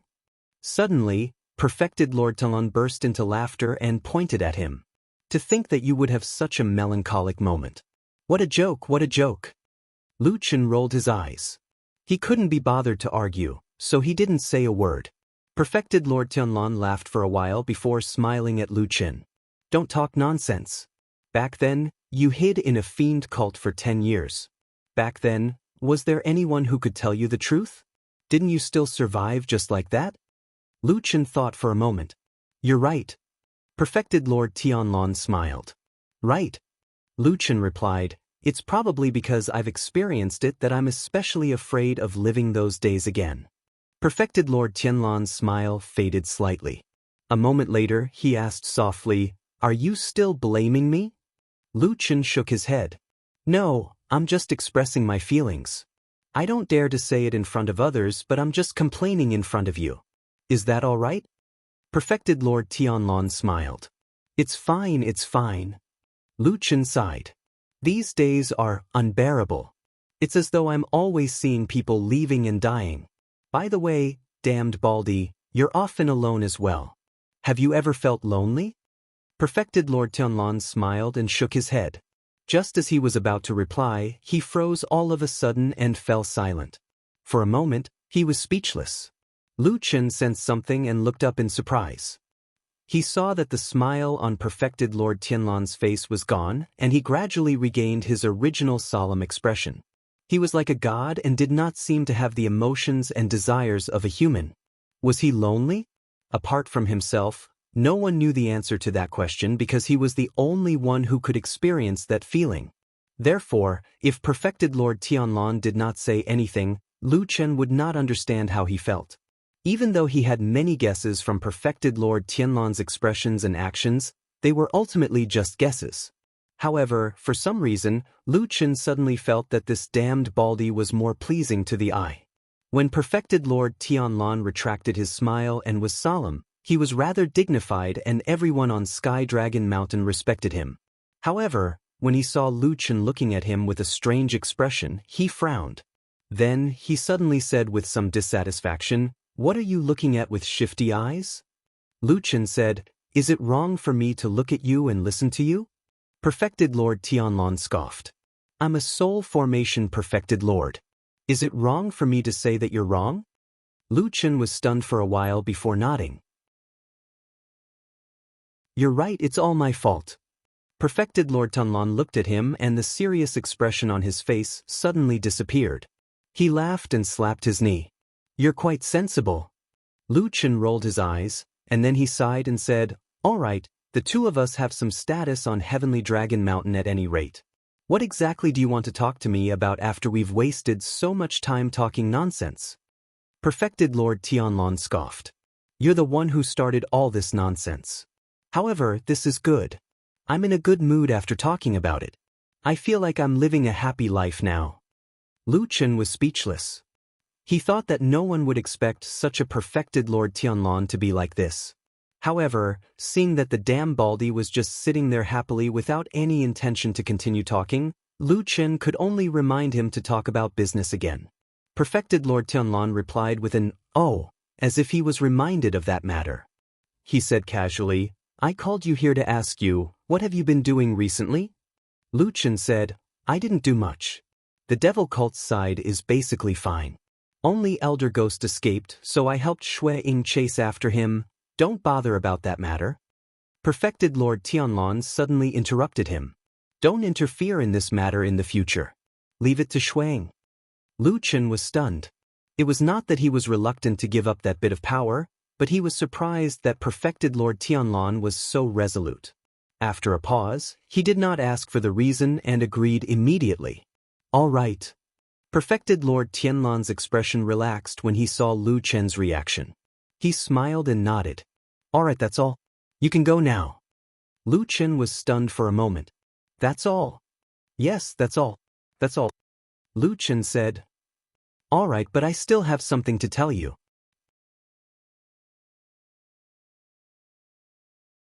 Chapter 565. What's the matter? Perfected Lord Tianlong asked Lu Chen. Lu Chen pondered for a moment and said, There's still some trouble in the Western land.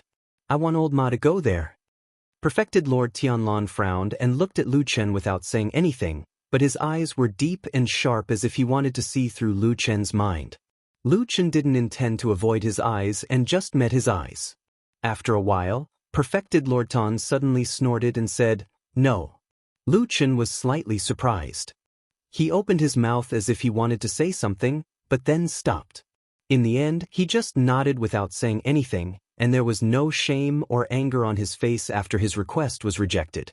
When Lu Chen walked out of the Kunlun Palace, the moment he stepped out of the door, his originally calm face was replaced by a heavy graveness, as if he had a lot on his mind. Old Ma, who had been waiting outside, came to greet him. First, he carefully looked at Lu Chen's expression, and his heart skipped a beat. Then, he looked at the magnificent palace behind Lu Chen and asked in a low voice, How is it? Lu Chen shook his head slightly and didn't answer. He only said softly, Let's walk and talk. Old Ma was stunned and nodded in agreement. Then, he followed Lu Chen and left the Kunlun Palace. After walking for more than 100 feet, Lu Chen stopped and said to Old Ma, You can't leave without my agreement. Old Ma looked disappointed, but he didn't look particularly surprised. Maybe he already knew it. But even so, he still sighed and muttered a sentence. Lu Chen didn't hear him clearly and didn't know if he was complaining. After a while, Old Ma gradually calmed down and asked Lu Chen with a frown, Why? Lu Chen shook his head and said, No reason. He didn't explain. He just said no directly. Old Ma smiled bitterly and said, Then forget it. Nothing will happen here in the Immortal City. Even if the sky falls, there are so many people on Mount Tianlong to support it. Lu Chen laughed and patted his old friend's shoulder, saying, You're right. Don't be afraid. If something really happens, there are people more unfortunate than you. Old Ma shrugged and didn't seem to take Lu Chen's words to heart. He looked around casually and suddenly changed the topic, saying, By the way, why didn't I see Atsu today? Isn't it always with you? Lu Chen said with an "oh," and said, Didn't the oxen on Kunlun Mountain also come here? Recently, Atsu often follows it when it has nothing to do. I don't know where it is now. The atmosphere on the mountain recently feels a little strange. An aged but calm voice floated in the quiet room. That hand that already seemed a bit withered was currently placed on a smooth, spotlessly white and exquisite woman's back, gently caressing it. Song Wenji turned sideways and faced the inside of the wall. The flush on her face had mostly faded, and the remaining blush was like two groups of rouge smeared on her charming and beautiful cheeks, exuding a breathtaking temptation. But she seemed to have no intention of showing this beauty to others. She was only pretending to be tired and quietly looking at the cold and hard wall in front of her. At this time, her face revealed a rare trace of coldness. The old hand touched her bare shoulder and gently rubbed it. It was like a piece of hard and rough sandpaper, making Song Wenji's whole body tremble slightly. Her heart felt numb, and a trace of deep and dark disgust flashed across the depths of her eyes. The hand suddenly stopped, and then the voice paused for a moment. Then, with a trace of concern, he asked her, "What's wrong?" The coldness on Song Wenji's face vanished in an instant and was replaced by a languid coquettishness with a little shyness. She gently turned over and smiled like a blooming spring flower, beautiful beyond words. She said, "I'm fine, foster father." Of course, the person behind her was Immortal Jianghu from the Hall of Heavenly Law. With some affection, he gently stroked Song Wenji's beautiful hair. His face showed a gratified expression and said, "It's good that you're fine." Song Wenji smiled and said, "I was distracted just now."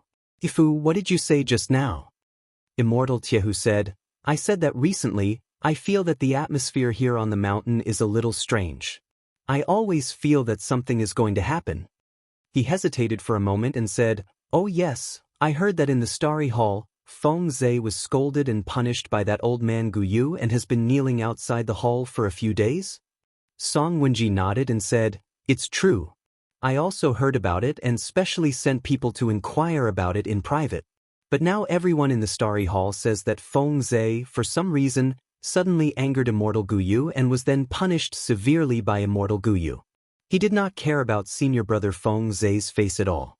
You should know that senior brother Feng Zhe is the eldest disciple of Immortal Guyu and is usually the most valued. Everyone thinks that he is the most promising person to inherit Immortal Guyu's mantle." Immortal Jianghu snorted and said, "It's hard to say whether he can become Guyu's true disciple and take over the foundation of the Starry Hall. But with old Guyu suddenly doing this, it's hard to say whether he is targeting our Heavenly Law Hall." Song Wenji frowned and said, "It can't be." Immortal Jianghu thought for a while and seemed to have no clue, so he changed the topic and said, "That kid from the Kunlun party called has there been any progress recently?" Song Wenji's eyes flashed and said, "That person is in a hurry and kept asking me to make arrangements. He wants to meet you personally." Immortal Jianghu sneered and said, "Have you checked his background? Is there anything suspicious?" Song Wenji quickly nodded and said, "I have. This He is indeed a direct disciple of the Kunlun party and is also one of the most outstanding people in the younger generation of the Kunlun party in the past few years. But a few years ago, after the chaos of the full moon in the Kunlun party, his teacher Dekan Jinren died accidentally. Although he quickly went to Immortal Tianlan's side, I heard that he spared no effort in doing things for Immortal Tianlan. But until now, I haven't heard that Immortal Tianlan really has the intention to promote him." Immortal Jianghu sneered and said, "He's just a clown. What kind of person is Tianlan? Why would he like him?" Song Wenji raised her eyebrows slightly. "Then, foster father, are you saying that he's depressed because he can't get what he wants? That's why he's secretly relying on us?" Immortal Jianghu thought for a moment and said, "It has been difficult for us to get a nail in Fuyunji and the Kunlun party. Although we can't completely trust He this time, it is a rare opportunity after all. How about this?" He suddenly sat up and squinted his eyes with a hint of coldness and said, "Let him prepare a proof of allegiance. If he is sincere, I will meet him and guarantee him a bright future." "Proof of allegiance? What is it?" Song Wenji's eyes flashed and asked in a low voice. Immortal Jianghu sneered and said, "He naturally knows."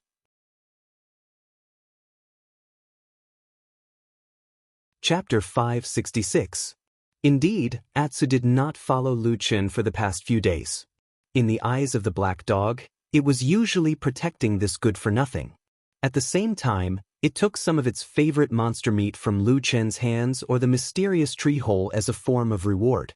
Of course, the most important thing was that Lu Chen had protected it back then.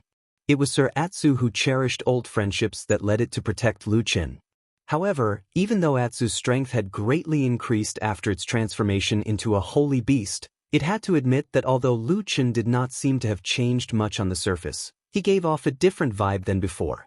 It was probably a very intimidating vibe. Ordinary people, even people like Old Ma who were close to Lu Chen, would not notice this. It was only in front of Atsu that Lu Chen would sometimes let down his guard a little and reveal that slightly terrifying aura. Atsu was no stranger to that kind of aura. It had felt that murderous aura several times before. On some nights when it woke up in the middle of the night, it would suddenly feel that Lu Chen and itself were two burning flames, dark, blazing flames. That kind of aura was very dangerous. If it got too close, it might be sucked into it and burned to pieces. It was terrifying. However, Atsu was not afraid of this, because it felt that its connection with Lu Chen had become closer. However, occasionally, it would also notice that it seemed to suddenly have a kind of bloodthirsty and murderous thoughts. When it saw a weak animal or beast, it would want to tear it apart and drink its blood, but it had no interest in meat. Atsu did not like this idea, and it even felt a little disgusted. Fortunately, each time this feeling appeared, it was very short, and every time, Atsu would quickly wake up. It could not speak and it could not express itself. It could not explain it clearly to Lu Chen, and it was not very willing to. Atsu felt that although Lu Chen used to look quite smart, it seemed to be smarter than him now. If he couldn't figure it out, Lu Chen wouldn't be able to do anything about it, so he had to think of another way. That was why Atsu had left Lu Chen behind for the past few days. Lu Chen's strength had probably increased by quite a bit in secret, so protecting himself wouldn't be a problem. Atsu, on the other hand, had more important things to do. It was not only for itself, but also for Lu Chen. That guy was so stupid, and with the black fire, he must have the same problem as itself. It had to find a solution and a way out for the two of them. Well, before going to Kunlun Mountain, Atsu actually couldn't come up with any good ideas after thinking for a long time. Until now, the oxen that had been hiding in the depths of Kunlun Mountain suddenly followed them to the Immortal City. This was the first time Lu Chen and the black dog saw oxen appear on Mount Celestial Dragon. They had never seen it before, so they naturally thought that this was the first time this extraordinary spirit beast had come to Mount Celestial Dragon. However, this was not the case. The truth was that oxen had come to Mount Celestial Dragon many years ago, even earlier than Supreme Lord Tianlan. However, after that, oxen hated this place, and after leaving, it was never willing to return. Except this time. Supreme Lord Tianlan was the only person in this world who knew the secret and those dusty stories, so it could be said that he was moved by oxen's visit this time, and he was even more grateful. Correspondingly, he quickly and decisively announced to the top of this mountain that he viewed this oxen in a different light. Both openly and secretly, he made his attitude known. You can mess with me, but if you dare to mess with this oxen, you're dead meat. Well, of course, to be honest, he was just saying it. Of course, oxen couldn't be messed with, and this seemingly polite divine transformation stage supreme definitely couldn't be messed with either. Whoever messed with him would have a short life. In short, overnight, oxen received the transcendent treatment that it used to receive on Mount Kunlun Mountain, even more so. Back on Mount Kunlun Mountain, most of the disciples of the Kunlun party knew that this bull was Supreme Lord Tianlan's pet, and they loved it very much. However, when they met it, they would occasionally make fun of it, and those who were closer to it would go up and touch it, or say a few words to tease it. It was nothing. However, on the top of Mount Sky Dragon, the people of Zhengxianmeng, including those of Fuyunji, all became respectful of this oxen after Supreme Lord Tianlan made his attitude clear and then kept a respectful distance from it. Perhaps it was also because the atmosphere here was getting more and more tense secretly. Therefore, in this strange situation, oxen suddenly found that apart from Supreme Lord Tianlan, the only one on the entire Mount Sky Dragon that dared to approach it was a dog. Well, actually, oxen didn't care about this situation. There were so many people on the entire Mount Sky Dragon, and even though there were several divine transformation stage Supreme Lords, it really didn't care about anyone except Supreme Lord Tianlan. Well, maybe Lu Chen could barely be counted as an exception. Black dog, black dog. At least this dog named Atsu looked good. In terms of seniority, it was a good dog that had come to its side when it was on Mount Kunlun, and it was a good dog that had good eyesight and was eager to be its follower. As a result, Oxen's attitude toward Black Dog improved. Most of the time, it would stay in the Kunlun Palace and sleep. Atsu would also come to accompany it, but it didn't dare to enter the palace because it had been kicked out by Supreme Lord Tianlong before. Atsu was very smart. It knew who it should be afraid of, and who it shouldn't be afraid of. For example, it wasn't afraid of Lu Chen at all, because it knew that Lu Chen was good to it. Even if Lu Chen scolded it on a daily basis, he wouldn't harm it. However, that damn Baldy was different. If it angered him, he might really trample it to death. Oxen quickly sensed this, so it started to walk out of the palace. Then, it calmly brought Black Dog around Mount Tianlong. The people on Mount Zhengxianmeng all retreated. Often, a cow and a dog could be seen walking on the main road, while a group of people hid by the roadside and looked at them curiously. Oxen turned a blind eye to this, and Atsu was very happy. It felt very cool. Then, Atsu didn't have enough composure, so it laughed and expressed it. Oxen was very disdainful of this, but it didn't care. Later, it started to walk down Mount Tianlong with Atsu and wander around Immortal City. Oxen and Black Dog's body shape was very eye-catching and prominent. At first glance, it was obvious that they weren't ordinary water buffaloes and native dogs. Their skin color, their body shape, and their spirit, it was obvious that they were either spirit beasts or rare spiritual creatures. If they were captured, they would be worth a lot of money. Therefore, it instantly attracted the attention of countless people, and many people made a move. A small half of these people were crushed and killed by Oxen and Atsu, while the other half were killed by the people of Zhengxianmeng and Fuyunji, who were full of disdain and contempt. Most of the time, they would even curse, "Spirit beasts who dare to strut around on the streets of Immortal City like this, how dare you have the guts to have evil thoughts?" What he said made a lot of sense. Beasts were stronger than humans. This reality was quickly accepted and acknowledged by everyone. Then, when Oxen and Atsu walked on the streets, no one dared to stop them anymore. Instead, everyone hid far away. Until one day, when Oxen and Atsu walked on a long street, Atsu was chewing on a meat bone that it had picked up from God knows where, when it saw Oxen suddenly stop in its tracks. Atsu looked out in surprise, and saw a place in front of them that was surrounded by layers of cloth. Oxen looked at that place, and it was rare for him to be silent for a long time.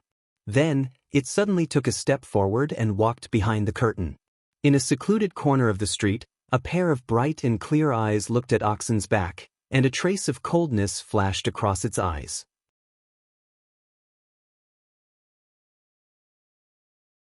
Chapter 567.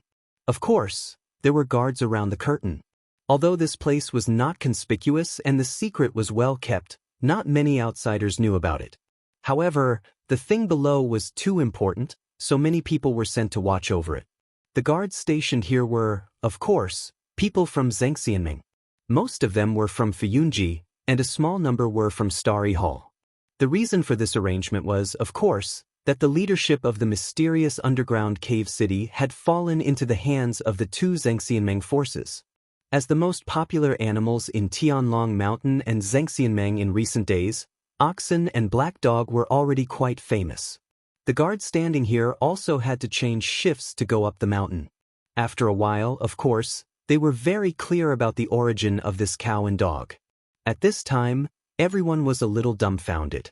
Not to mention in the Immortal City, even on Tianlong Mountain where the headquarters of Zhengxianmeng was located, these two spirit beasts almost strolled everywhere, and no one was nosy enough to stop them.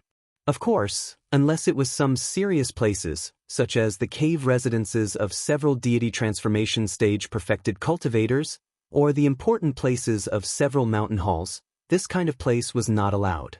However, it was hard to say for Atsu, but Oxen seemed to be a giant beast that had become a spirit.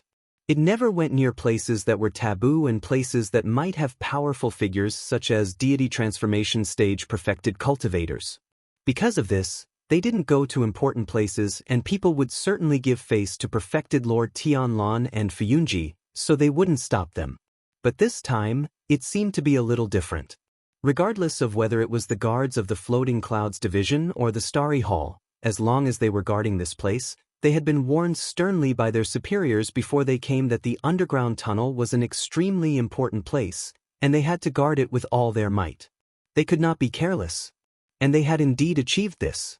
Although there were many problems in Zhengxianmeng today, such as overstaffing, extravagance and exaggeration, and evading responsibility, it was still a hegemon of a generation. It had a solid foundation, and it was still possible for its subordinates to take things seriously. However, the situation they were in right now was a little troublesome. Seeing that Oxen and the black dog seemed to be very determined to walk into the curtain, the group of guards looked at each other. The people of Fuyunji looked at the guards of Starry Hall, and the people of Starry Hall looked at the experts of Fuyunji with hope.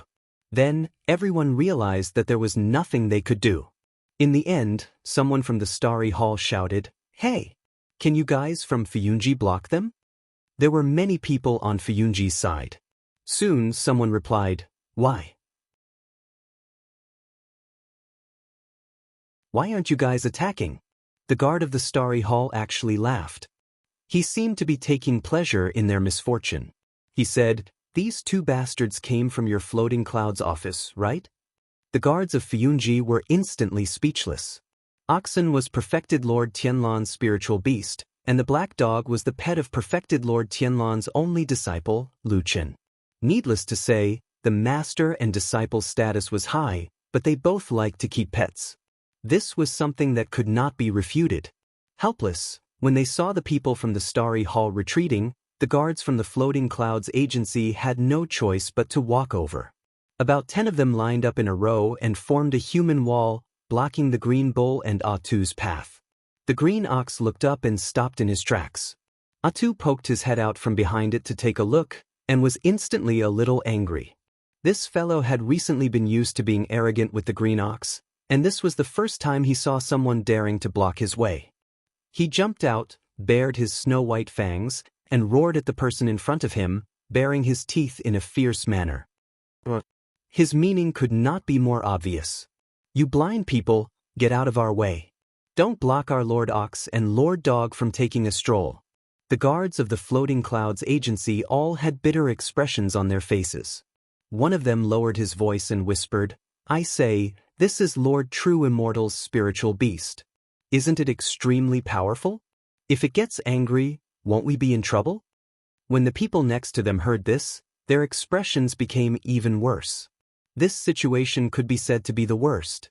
It was even worse than when perfected Lord Tianlan's disciple, Lu Chen, brought people over to stop them. Although Lu Chen's status was extremely high, he was still a human, and humans had to be reasonable, right? As long as they clearly explained the rules here, and everyone followed the rules, even Lu Chen could not do anything to them. But it was very annoying to deal with this ox and dog. If the spiritual beast in front of them got angry and rushed over to kill people, how would that end up? That was perfected Lord Tianlan's most beloved pet. Would anyone dare to reason with perfected Lord Tianlan? And even if perfected Lord Tianlan was reasonable, he would at most comfort them with kind words and give them some compensation. He would not really kill oxen to pay for it. If that happened, the dead would not be resurrected, and they would have died in vain. They were all people in Zhengxianmeng. Who didn't know this? Even small fries had their own intelligence and wit. Thus, no one dared to go up and criticize her sternly. This was a forbidden area, and she didn't allow them to wander around. However, it wasn't good for them to give way. Otherwise, if they were to be held accountable, Hall Master Shui Ying would definitely have to bear the consequences. After a while, Oxen became a little impatient. Black Dog saw that no one was paying attention to it, and immediately became angry. Did dogs not care about their reputation? Especially when there was an enigmatic boss, Oxen, behind it. Atsu bared its fangs and roared. It began to press forward with a very fierce momentum. It seemed like it was about to eat someone. The guards in Fuyunji were in an uproar. This black dog did not look like much on normal days, but when it suddenly became fierce, its momentum was very fierce and frightening. It was as if it was going to pounce on them and bite their throats in the next moment. There were a few sounds of pa pa pa pa. 3 or 4 people pulled out their weapons at the same time. The atmosphere suddenly became tense. Even the people from the Starry Hall who were watching from the sidelines stopped smiling and had solemn expressions on their faces. The guard duty here was very important. If something really happened, even if they were not the main responsibility, they would most likely be scolded or even punished. Atsu was not afraid of those weapons. It still slowly moved forward step by step. It was half testing and half pressuring. At the same time, a strange black flame flashed in the depths of its eyes. Just when the atmosphere suddenly became so tense that it made people hold their breath, they heard a low moo. Oxen appeared next to Atsu and blocked its way. Atsu glanced at Oxen and put away its fangs. The threatening momentum disappeared, and the guards in front of them immediately breathed a sigh of relief. Unexpectedly, Oxen raised its head and walked forward without saying a word. The guards only saw a blur in front of them, and the huge body of the bull was in front of them in an instant. The guards were shocked and were about to shout for it to stop when they suddenly saw the green ox shake its head. With a scream, the guard who was closest to the ox's head suddenly rose into the air, and then flew into the distance with a strange cry.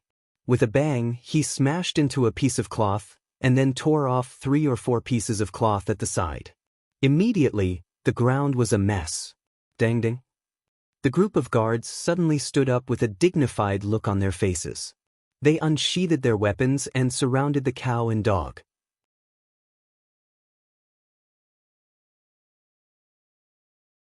Chapter 568. Everyone present was shocked. When the figure flew into the sky, everyone's gaze followed it, then turned their heads at the same time. They watched as the flying figure drew an arc in midair, then fell to the side of the curtain with a loud noise. A pile of things were torn off, revealing half of the tunnel entrance that was originally covered. Atsu poked its head out from behind Oxen's huge body and blinked its doggy eyes. It looked at this silent big guy with a look of admiration. It seemed like it really had a lot to learn. I seem to have heard Luchin say something like, "A dog that bites doesn't bark?" However, Atsu immediately felt that something wasn't quite right. Lu Chen's words seemed to be cursing someone.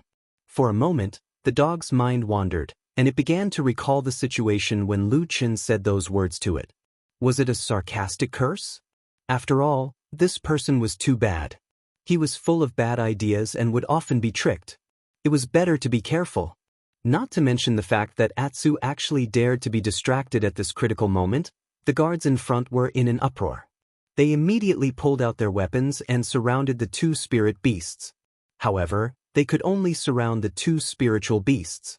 Although the weapons were extremely sharp and flashed with a cold light, none of the menacing guards dared to make a move against the 2 spiritual beasts. Beasts were stronger than humans. Was this the situation? Oxen seemed to turn a blind eye to the people in front of it. At this moment, its big bell-like eyes were looking at the secret underground entrance that was half exposed, and a strange light seemed to flash across its eyes. Then, without any hesitation, it lifted its foot and walked toward the entrance of the tunnel. Oxen's body was originally extremely huge. Although it had been silent, its aura was very intimidating. As it walked forward, the 5 or 6 human guards in front of it suddenly felt as if a small mountain was pressing down on them. Even their breathing became a little nervous. But at this critical moment, Oxen suddenly stopped and turned back to take a look. The pressure was instantly relieved, and the few of them let out a long sigh of relief. Just when they thought that the situation had taken a turn for the better, they noticed that Oxen had turned around to glare at the black dog, who was standing there in a daze for some reason. With a swing of its tail, it smacked the black dog's head. Atsu was startled and woke up. He turned his head to look around and immediately felt a little embarrassed. He barked twice and trotted over. At the same time, he felt a little strange. In the past, he would never be in a daze at a time like this. What was going on today? Could it be that this oxen is too powerful, and I feel very safe, so I don't have any scruples? He had never felt this way before, even when he was with Lu Chen. Atsu glanced at Oxen and thought to himself, I'll have to hold on to this big bull leg in the future. Oxen woke up Atsu. Although it was a little dissatisfied, it didn't seem to be very angry. It turned back and walked forward again. The few guards' faces suddenly became bitter again. However, Things had already come to this point, and they couldn't back down anymore. They looked at each other with a dignified expression, but each of them had already mobilized their spiritual power. Their weapons and magic weapons gradually lit up. This meant that they were going to fight to the death. Seeing these few Fuyunji people acting like this, the people next to them also suddenly became gloomy. No one shouted. All the Fuyunji people quickly moved, and a murderous aura rose around them. This time around, there was no longer any panic or apprehension.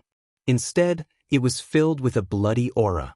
This was the characteristic of Fuyunji for many years, and it was cultivated from the sea of blood. In a place further away, the people from Starry Hall were originally gloating, but at this time, they suddenly felt this aura, and they instantly quieted down. One of the people in the lead hesitated for a moment, but he lowered his head and said something to the people next to him. Then he turned around and rushed in the direction of Mount Tianlong in the distance. Oxen and the black dog were both spiritual beasts with keen senses, so of course, it was impossible for them not to feel this aura. Atsu was the first to stop. If dogs could frown, this black dog would be frowning right now.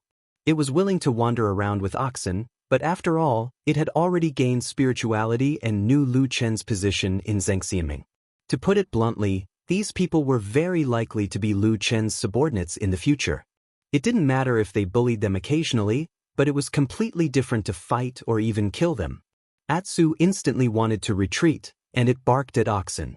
However, Oxen, who was usually very lazy, was unusually persistent today for some reason.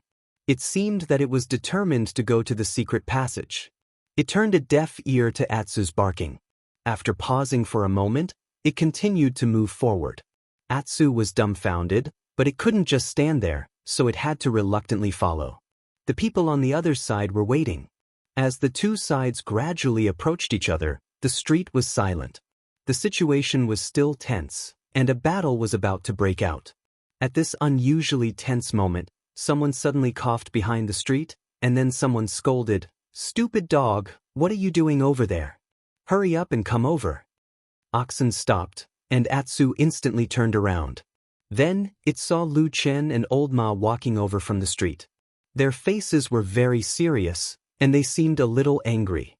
Atsu let out a loud bark, and then it ran towards Lu Chen, wagging its tail vigorously along the way. No one knew why it was so happy. Lu Chen snorted, and then he patted the head of the dog that had rushed in front of him, and said in a low voice, "Stupid dog, you only know how to make trouble for me." Atsu seemed to not understand what he said, and it only grinned and wagged its tail. Lu Chen coughed, and then he walked towards Oxen. Oxen stared at him, and its eyes were deep, and it seemed to be a little gloomy.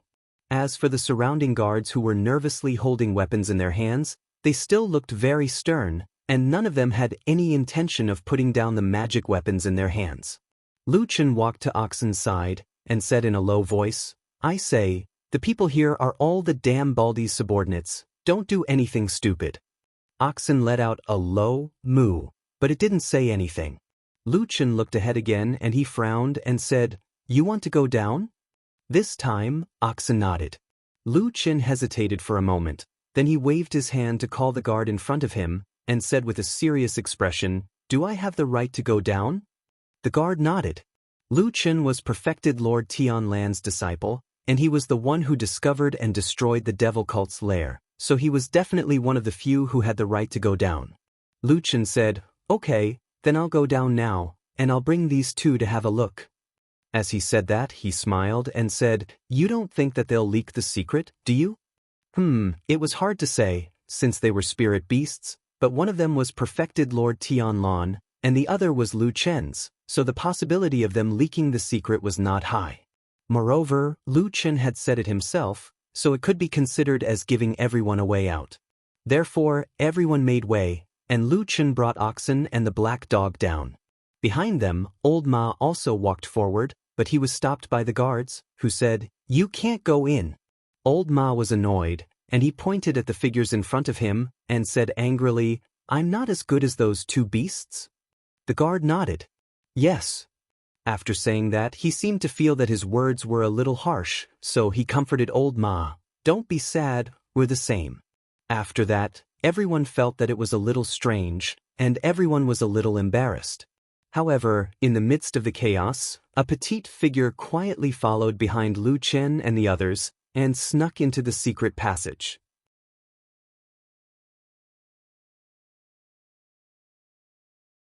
Chapter 569.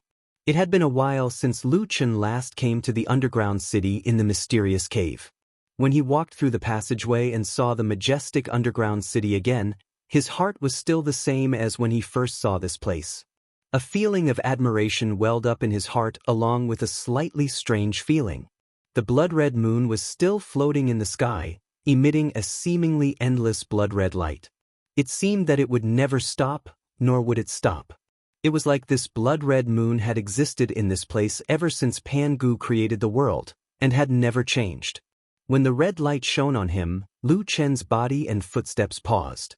At that moment, he felt an unpleasant aura that suppressed his spiritual power. However, he was not afraid of it, nor did he panic. Firstly, he could endure this feeling. Secondly, he had secretly proven that although the aura of this blood moon was strange, it only suppressed most ordinary cultivators. On the other hand, the mysterious black fire in his body was not affected by this place once it was activated. Back then, black fire had helped him a lot when he was able to break through the siege of the devil cult followers. Of course, with his many years of experience, black fire had already saved him many, many times. Thinking of this, Lu Chen's heart skipped a beat. He looked to his side and saw Oxen and Black Dog walking over. Among them, Atsu's body seemed to have paused for a moment, but soon returned to normal. On the contrary, Oxen, who had always been unfathomable, suddenly trembled and its movements became a little slower after being bathed in the light of the blood moon. At the next moment, Oxen seemed to have turned its huge horns with some difficulty and let out a low moo. Then, it suddenly staggered and almost fell to the ground. This time, both Lu Chen and Atsu were taken aback. No one expected that Oxen would have such a big reaction when they walked into this underground blood moon city. It was even a little scary. Lu Chen quickly turned around and supported Oxen's body. Atsu also rushed over in a hurry. It barked repeatedly and used its body to push against Oxen's stomach, trying to make it stand steadily. However, Oxen's body was a little too huge. Lu Chen and Atsu struggled to support it in a hurry. Fortunately, although Oxen still looked a little uncomfortable, it managed to stand firmly on its own after shaking for a while. Then, it slowly bent its legs and sat on the ground. Lu Chen was also stunned and puzzled. One must know that although the blood moon here had a strange power that could suppress many human cultivators, even if ordinary cultivators came in and felt uncomfortable, they wouldn't have such an obvious and serious reaction like Oxen. Otherwise, they wouldn't have arranged for people from the Starry Hall to come here to do those secret things. The green ox knelt on the ground with its head drooped. After a while, it seemed to be in better spirits, but overall, it still gave off a rare feeling of illness. Lu Chen frowned and glanced at the blood moon in the sky. Then he whispered to Oxen, "What's going on? If it really can't stand the blood moon, let's go out first?" Oxen raised its pair of huge eyes and looked over Lu Chen's body at the houses below that were taller than ordinary human houses. It looked into the distance in silence. Its gaze swept across the street and finally fell on the center of the city, on the strange statue that connected the ground and the cave dome. "Moo!" Oxen called out in a low voice. Lu Chen followed its gaze and looked in that direction. Then, he hesitated for a moment and asked tentatively, "Do you want to go there?" Oxen nodded, but the black dog next to it seemed to be a little anxious and barked. Lu Chen was also a little worried. Looking at Oxen's dispirited appearance, he smiled bitterly and said, "There are two problems. First, you're too big and heavy. I can't move or push you. Second, we're only at the edge of the blood moon. Are you sure you won't die if we go further in?" Oxen hesitated for a moment, but it still looked at the statue in the distance with determination. Clearly, it still insisted on its idea. Atsu looked at it worriedly. However, Lu Chen wasn't Atsu, so he didn't have that kind of reverence for it. Therefore, Lu Chen quickly said without holding back, "Don't waste your time. I don't care if you want to die, but you're a treasure in the eyes of that damn Baldy. At the very least, I don't know what else he values more than you. If I really kill you here, that damn Baldy will fight me to the death." Oxen glared at Lu Qin with a hint of annoyance and anger in its eyes. Then, it put on a disdainful expression. Lu Qin slapped the top of the bull's head and scolded, "What are you pretending for? When I was still by that damn Baldy's side, you used that stupid look to trick me. Do you think I'll fall for it again?" A hint of helplessness appeared on Oxen's face as it fell silent. "Let's go." Lu Qin grabbed Oxen's head and pulled it back to where they came from. He said, "If you have the guts, you can ask that damn Baldy to send you down here himself. If anything happens to you, he'll be responsible for it. It has nothing to do with me. I don't care if you die or not." Atu was a little dumbfounded as he watched from the side. He did not expect Lu Qin to be so familiar with the green bull and treat it like an outsider. As for the green bull, it did not react much to Lu Qin's actions, perhaps because it was affected by the blood moon's brilliance or some other reason. Oxen even sighed softly. Yes, this cow sighed softly. There was a hint of helplessness in its voice, which was almost the same as a human's. Lu Qin didn't care about it as if he was already used to it. Behind them, Atsu was a little puzzled. At the other corner of the cave, behind a hidden rock, a petite figure slowly poked her head out. She revealed a pair of bright eyes as she watched the scene. There was a hint of astonishment in her eyes. In the end, Oxen didn't insist or struggle too much. It just left with Lu Qin, even though it was unusually determined to come down to the underground city at the cost of fighting the guards. Therefore, it seemed that it had a strong start but a weak finish. However, from this, it could be seen that even though it was not as obvious as perfected Lord Tianlan's reaction, the green ox clearly viewed Lu Qin in a different light. Lu Qin brought the green bull and the black dog Atu down for a walk, then turned around and left without doing anything. It could be said that he was all bark and no bite. However, after they left, another figure suddenly walked out of the empty underground cave. It was an extremely beautiful young lady. It was White Lotus. Bai Lian first glanced at the passageway that they had come in from, and then a thoughtful expression appeared on her face. She then looked at the blood moon in the sky, and after a while, she seemed to have made a decision. She strode forward and walked towards the strange statue in the center of the city, as if she wanted to investigate it herself. As she walked, her footsteps and movements seemed to be a little unnatural compared to usual. She should have been somewhat affected by the suppression of the blood moon, but it was still much better than the green ox. The suppression was not as great. As she stepped on the long street, a series of crisp footsteps echoed in the city. When the sound wave drifted, it spread to a deep dry well in a courtyard in a corner. A shadow in the darkness moved slightly. It raised its head and glanced at the world above. After a while, it seemed to move very slowly and then slowly stood up.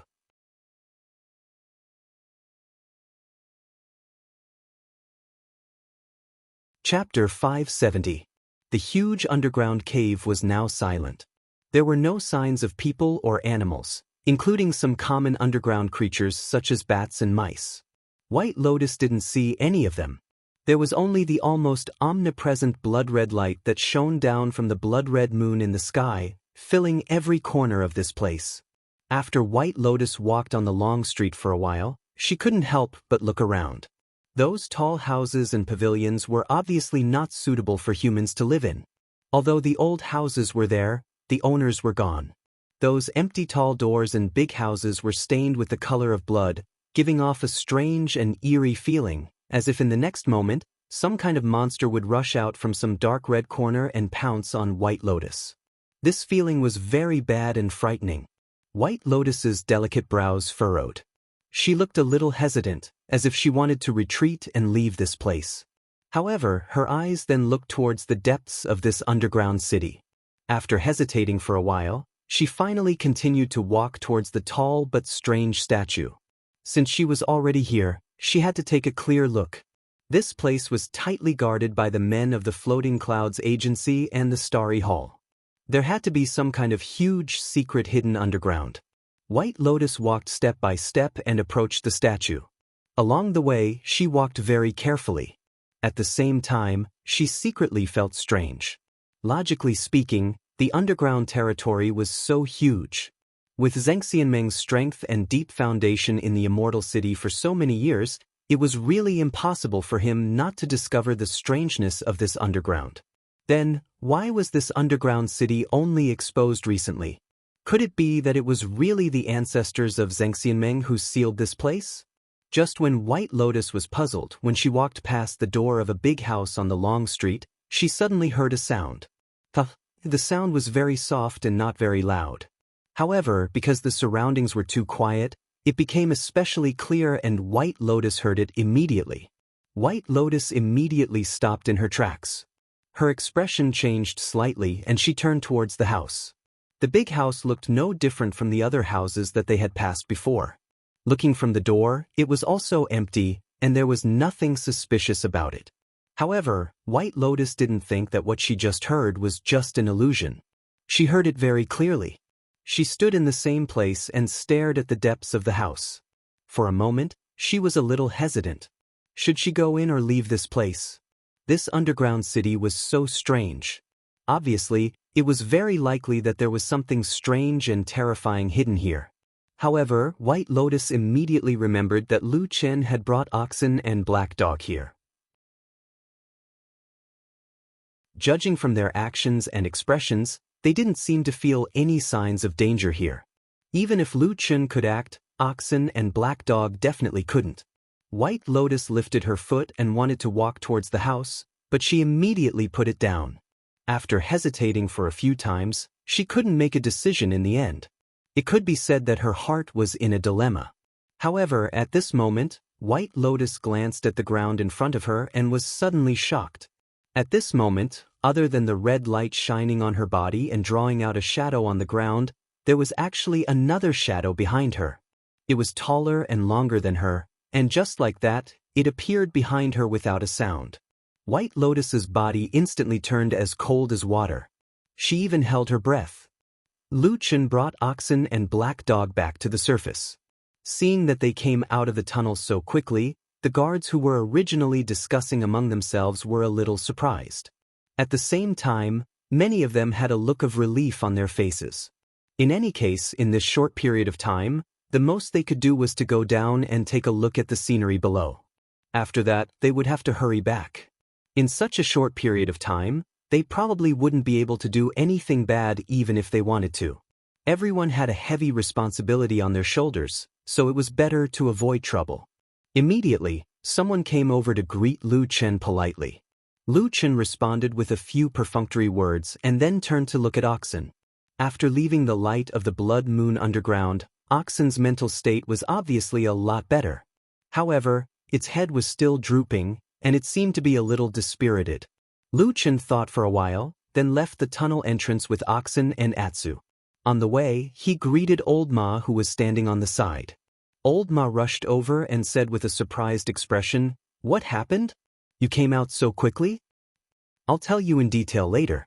Lu Chen also said perfunctory words to Old Ma. Then he gestured to Old Ma to help him. Together, they supported the sickly oxen and walked toward Mount Tianlong. As for the direction, it was naturally the Kunlun Palace of Supreme Lord Tianlong. Therefore, about an hour later, although his spirit had recovered slightly, the Green Bull, who had spent a lot of time on the way, finally returned to the Kunlun Hall under Lu Chen's strong request. Fortunately, Supreme Lord Tianlong didn't go out today. He stayed in the palace. When the footsteps of Lu Chen and Old Ma came from the gate, as well as the slightly messy steps of the two spirit beasts, Supreme Lord Tianlong, who was sitting on the lotus throne, glanced at the gate. After a while, his attention seemed to be completely focused on Oxen. Old Ma, who was following Lu Chen, was about to bow to Supreme Lord Tianlong, who was sitting on the lotus throne in the distance. However, at that moment, he felt dizzy, and then a tall and sturdy figure suddenly appeared in front of him. In that short moment, Supreme Lord Tianlong had passed through the long palace and directly came to the side of Oxen. Oxen raised its head, looked at Supreme Lord Tianlong, and called out in a low voice. Supreme Lord Tianlong's expression changed slightly. It seemed that his expression was a little ugly. he walked forward with a sullen face. He first looked at Oxen's complexion. Then he suddenly put his hand on Oxen's head, touched its ears, and opened its eyelids to have a look. Then he put his hand on the side of Oxen's chest and carefully felt it. His expression became even more ugly. Where did it go? Supreme Lord Tianlong turned to Lu Chen and asked. Oxen took a look at Lu Chen, and there seemed to be some hidden meaning in its eyes. However, Lu Chen did not keep it a secret at all. In the blink of an eye, he told everything clearly from the beginning to the end, including the matter of Oxen and Atsu strolling on the street at the beginning. After hearing that Oxen actually ran to the underground city, Supreme Lord Tianlong first snorted. Then, when he heard Lu Chen say that it immediately collapsed after entering the underground city, he couldn't help but shake his head. He wanted to say something but stopped on second thought. Then he waved to the side and said, "Old Ma, you can leave now." Old Ma hesitated for a moment, but he still obeyed and left the hall. The moment he stepped out of the door, he vaguely heard Supreme Lord Tianlong instructing Lu Chen, "You also go down. Do you feel uncomfortable?" Lu Chen slightly lowered his eyes and said, "Well, I feel that after staying there for a long time, my whole body has begun to feel strange. I can't use my strength, and even the circulation of spiritual qi has slowed down. If I really have to fight fiercely in the underground city, I think I can only use 4 or 5 of my full strength at most." Supreme Lord Tianlong smiled and looked at Lu Chen for a moment. Then he sat beside Oxen, pressed its head with one hand, and pressed its chest with the other. After a while, a warm breath of pure yang was slowly emitted from his body. With the appearance of this yang qi, Oxen's face was obviously much better. Lu Chen, on the other hand, stood aside and looked at perfected Lord Tianlong's broad and strong back from the side. Suddenly, a daring idea occurred to him. They are all divine transformation realm perfected cultivators, and they are so powerful that they can shake the world. But will they also be like Elder Yun Shouyang of the Devil Cult, who had his heart meridian cut off and could no longer fight back? What was the name of that mysterious magic incantation formation? Well, by the way, it seemed to be called God Subduing Spell?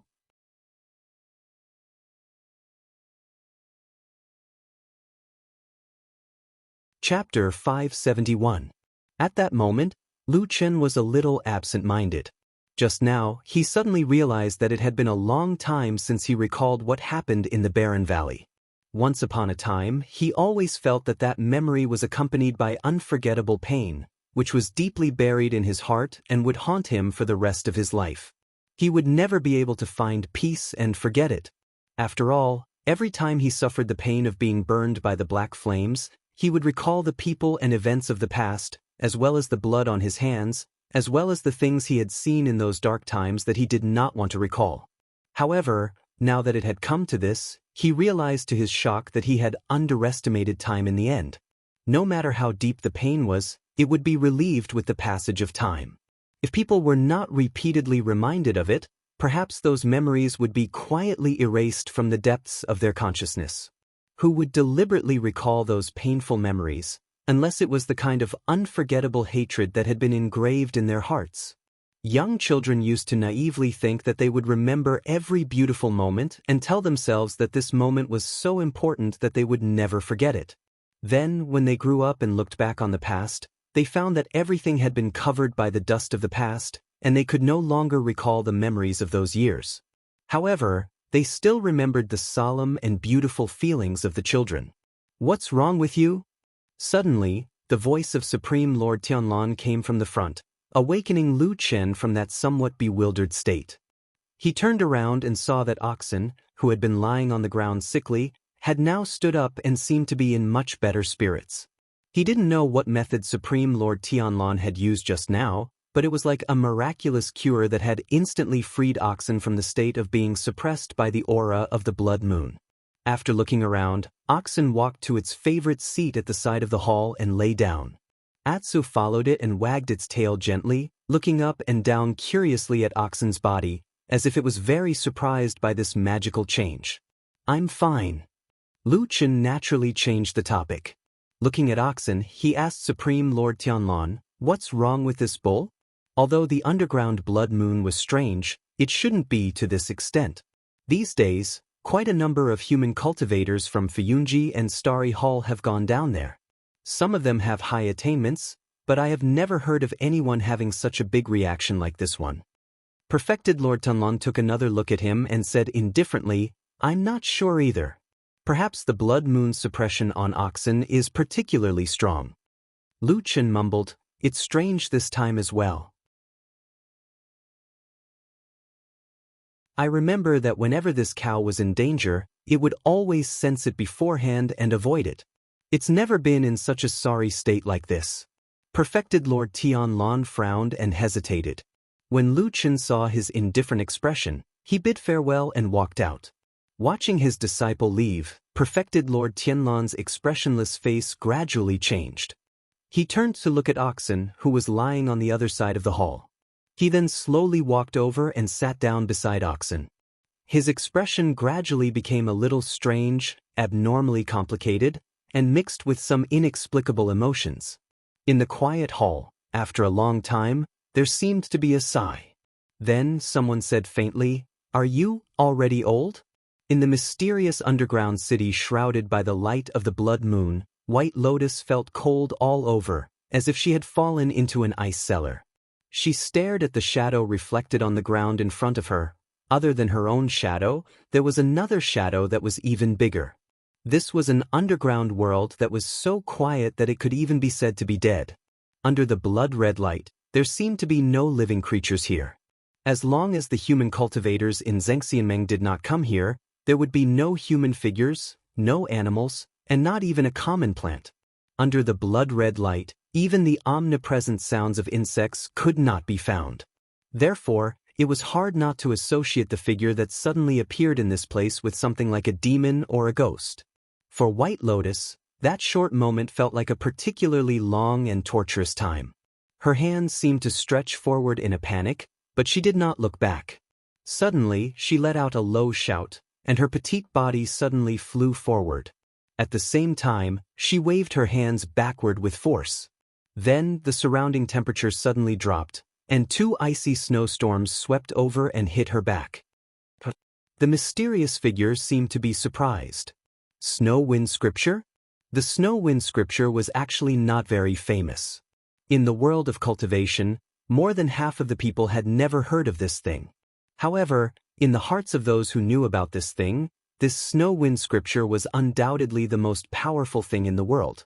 The Snow Wind Scripture was undoubtedly related to Hakushin Jinkuin of the Kunlun party. In fact, before Hakushin Jinkuin, this Snow Wind Scripture had never appeared, so some people thought that perhaps Hakushin Jinkuin had created this Snow Wind Scripture.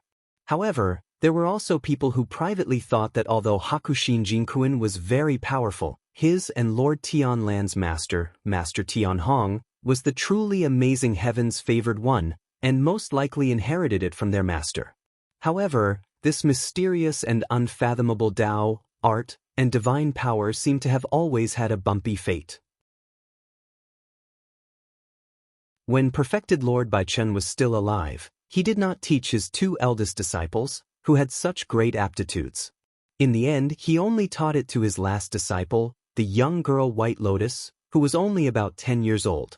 Now that he had passed away, White Lotus might be the last person in the world who knew such a powerful and strange Snow Wind Scripture. However, even though the Snow Wind Scripture was powerful, if one's cultivation was not enough, it would still be a tree without roots, a duckweed without roots.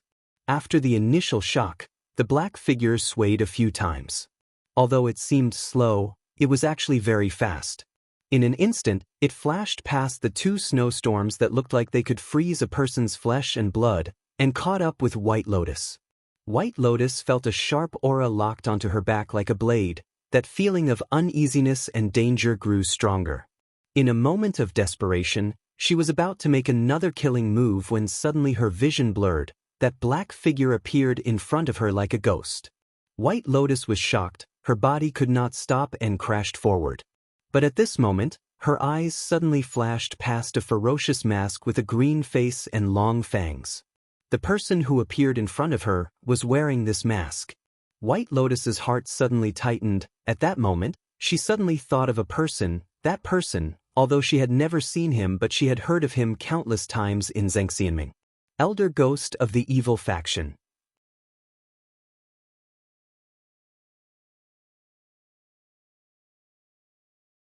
Chapter 572. Lu Chen left the Kunlun Hall with Atsu. When he came out, he saw Old Ma standing alone outside the door. He walked over to Old Ma and greeted him from afar. Old Ma smiled and nodded as he walked over. "I thought you went back first," Lu Chen said to Old Ma with a smile. Old Ma smiled and shook his head.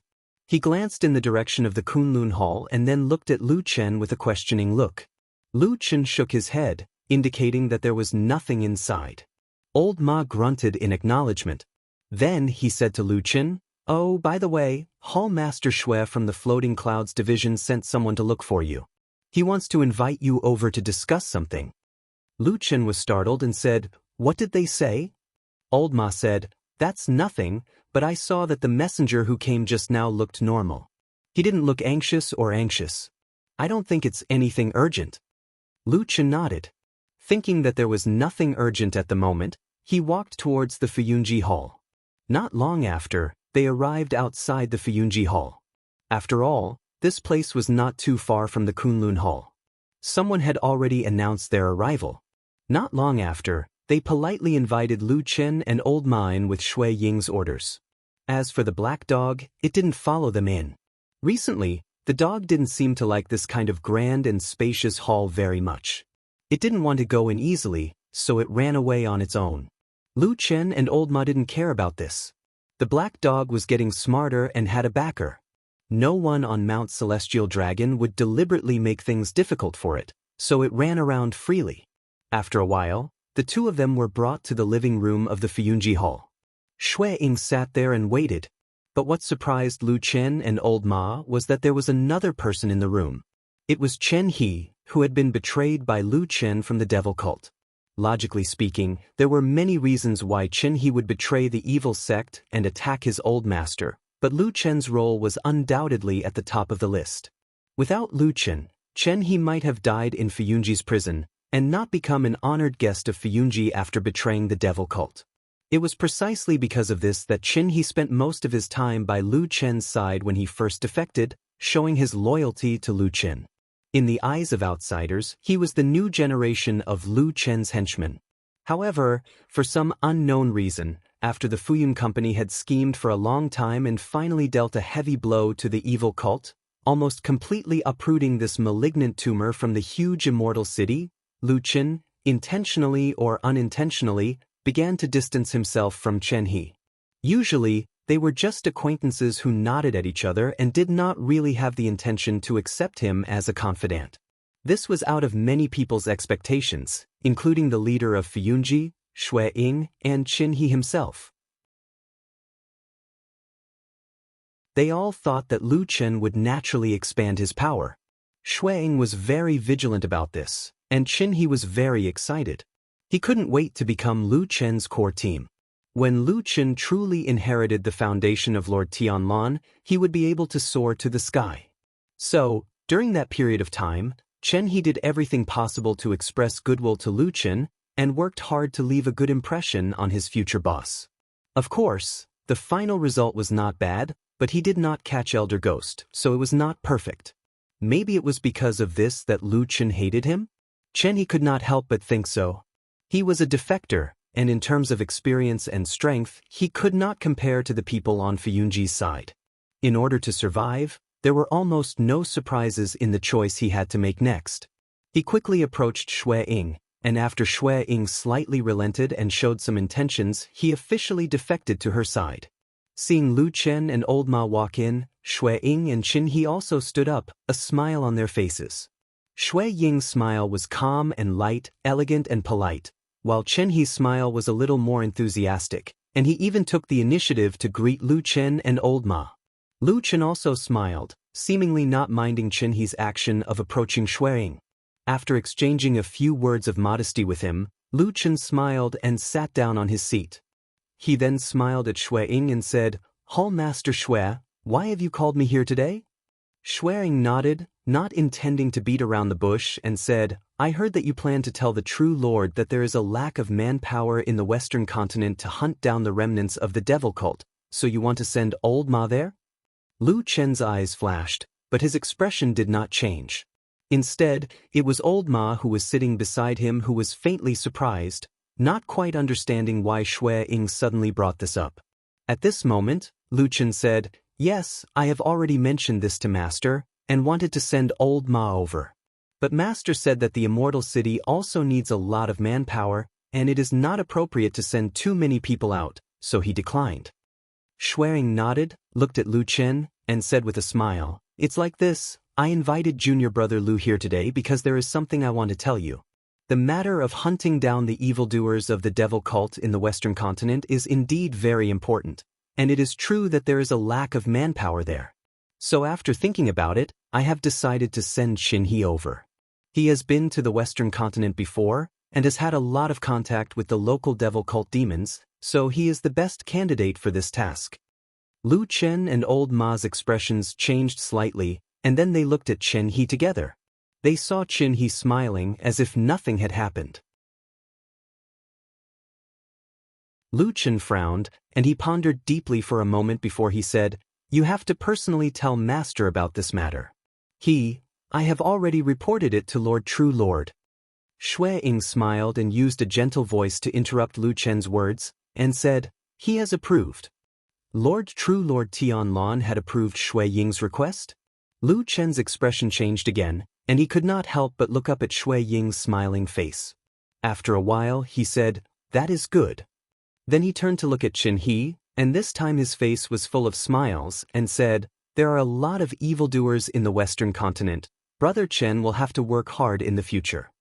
Xinhe shook his head and said with a smile, No, we are all working for Lord True Lord. For the sake of his grand plans, it is only our duty." Lu Chen and old Ma looked at each other, and then looked away. The two sides chatted happily for a while, and then Lu Chen and old Ma said goodbye, but they were very quiet on the road. After walking for a while, old Ma lowered his voice and asked, "Lord True Lord did not tell you about these things?"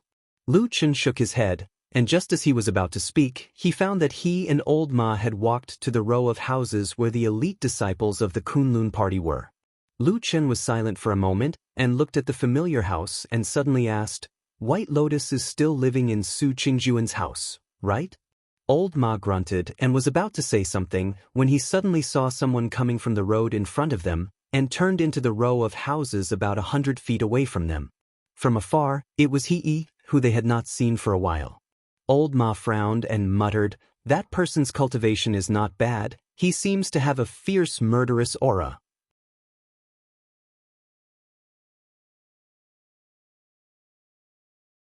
Chapter 573.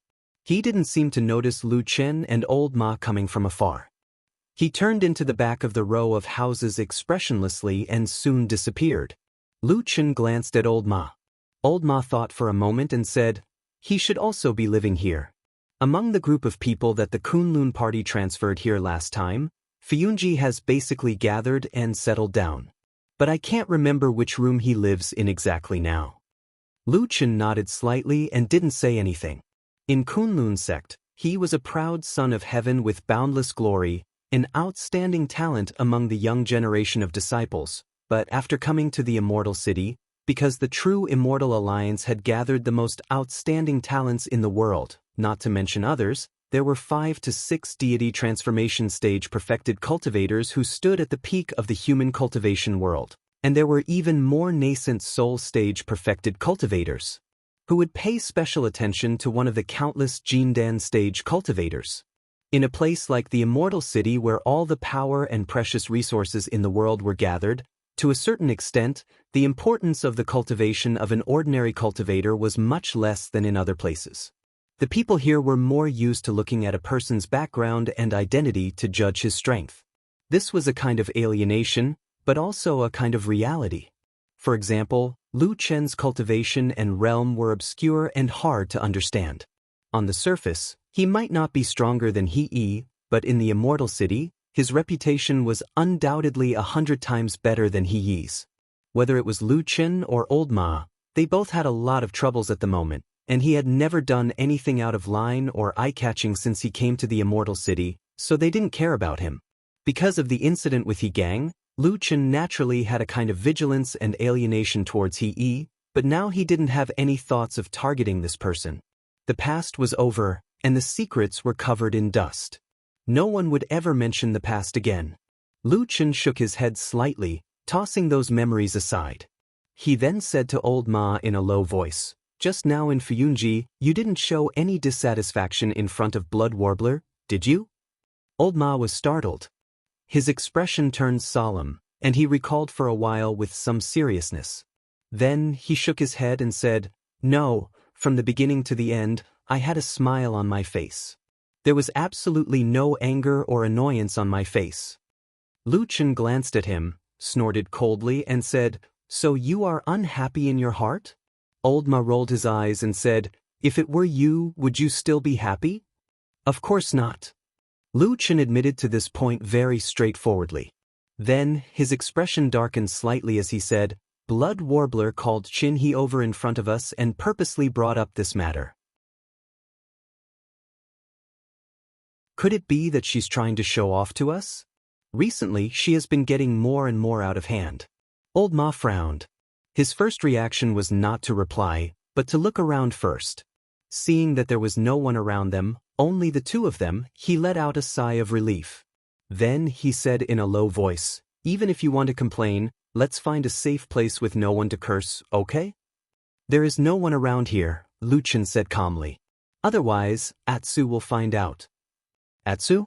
Old Ma was shocked and said, "Didn't it just run too?" Before he finished speaking, Old Ma saw a dog's head poking out from the corner of a house in front of them. It glanced at them and then yawned lazily. It was Atsu. Old Ma swallowed the words that he didn't want to say. He looked at Atsu and clicked his tongue. "I've watched this dog grow up. He has changed so much. I don't know what he ate, but he seems to have become a demon." Old Ma was speechless. Lu Chen ignored Old Ma's praise for Atsu and just waved at Atsu. Old Ma saw this from the side, and subconsciously thought that Atsu would probably be like those legendary assassins who appeared and disappeared without a trace with a whoosh, and then suddenly jump out at a critical moment to deal a fatal blow.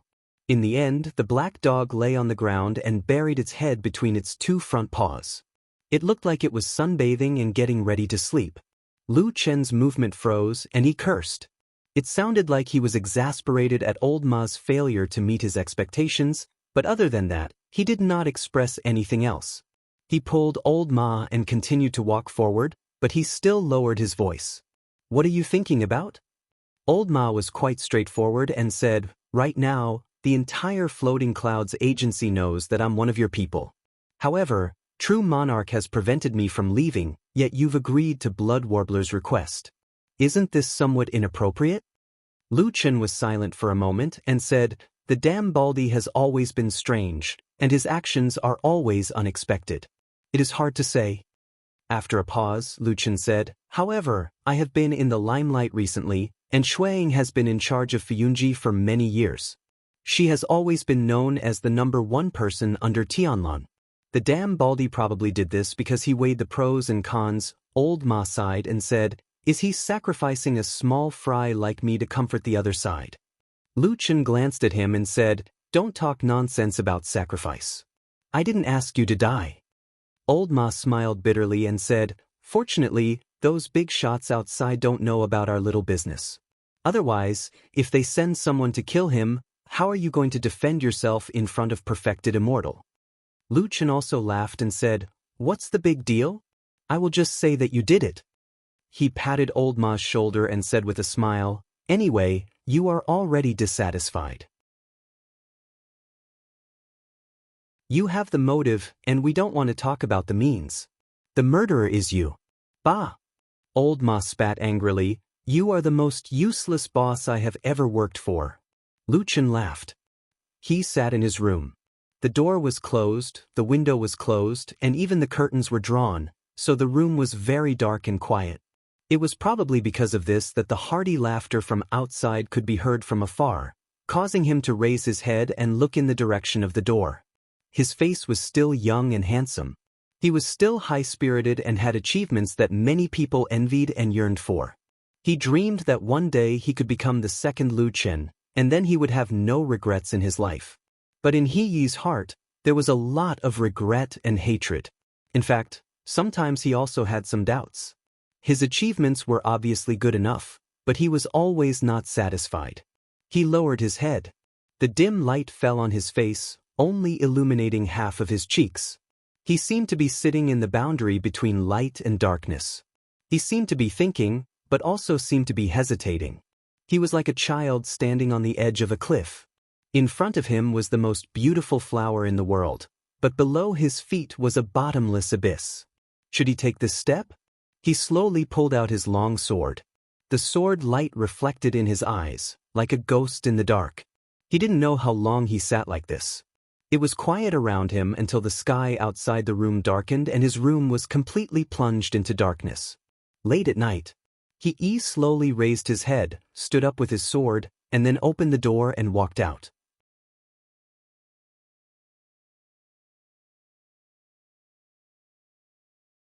Chapter 574. In the dead of night, the wind blew from the northwest, bringing with it a bit of coldness. It circled above Mount Tianlong, letting out a mournful whine as it whizzed past. The night was dark and somber. Dark clouds covered the sky, and the usual moon and stars could not be seen. The trees on the mountain also seemed to be shivering in the wind. It was a dark and windy night. He walked silently in the shadows. His weapon had already been sheathed, and he was also dressed in a dark robe. He seemed to have blended in with the darkness, and it was almost impossible to notice that there was a figure quietly moving forward at the edge of the darkness. There was no trace of anyone around, but there were many buildings and pavilions in the distance. Those were the halls of Zhangxianming. Many of them were built tall and magnificent, and even in the dark night, they looked extraordinary. Like a giant in the day, like a giant beast in the night. However, in the dead of night, most of these places were dark and quiet. Even if one or two lights were lit occasionally, it was like the light of a firefly, shining faintly in the dark night, but not far away. He walked forward quietly. His face was expressionless. Although he looked young, he seemed to be faintly tired. However, his eyes were still as bright as ever, as if to prove that he had not given up on his first dream, and that he still had enthusiasm and yearning for the future. Although the road under his feet was longer than he had thought, he still had to walk until the final peak. Sometimes he would think that he would probably be able to breathe a sigh of relief on that day.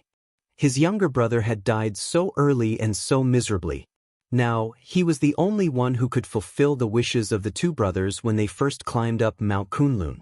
Even his younger brother's share had been completed together. The night wind was really a bit cold. Although he had already cultivated and was not afraid of this mere chill, he still seemed to pull at his clothes subconsciously. The surrounding night was like a wide layer of black gauze, protecting his whereabouts. His eyes were searching in the night, quietly moving towards a predetermined direction. That place should not be too far away, and he was almost there. For some reason, He suddenly became a little distracted. At that moment, he suddenly felt that he seemed to be like a mysterious figure in the past, a shadow. Those mysterious shadows that belonged to Fuyunji.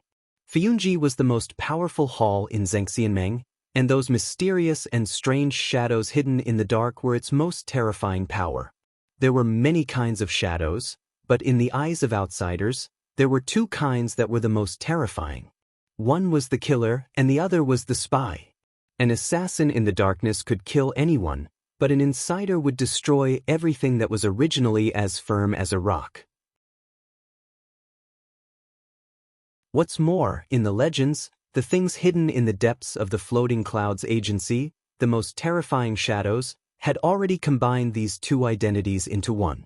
It was said that the once prosperous devil cult, the powerful devil cult that once fought against the orthodox cultivation world, was destroyed by such a shadow. He felt the chill on his body getting heavier. All the shadows in Fuyunji belonged to the high and mighty Lord Tianlong. It was precisely because of such terrifying power and his unfathomable strength that Lord Tianlong could become the world's most powerful person today. He suddenly thought of Lu Chen.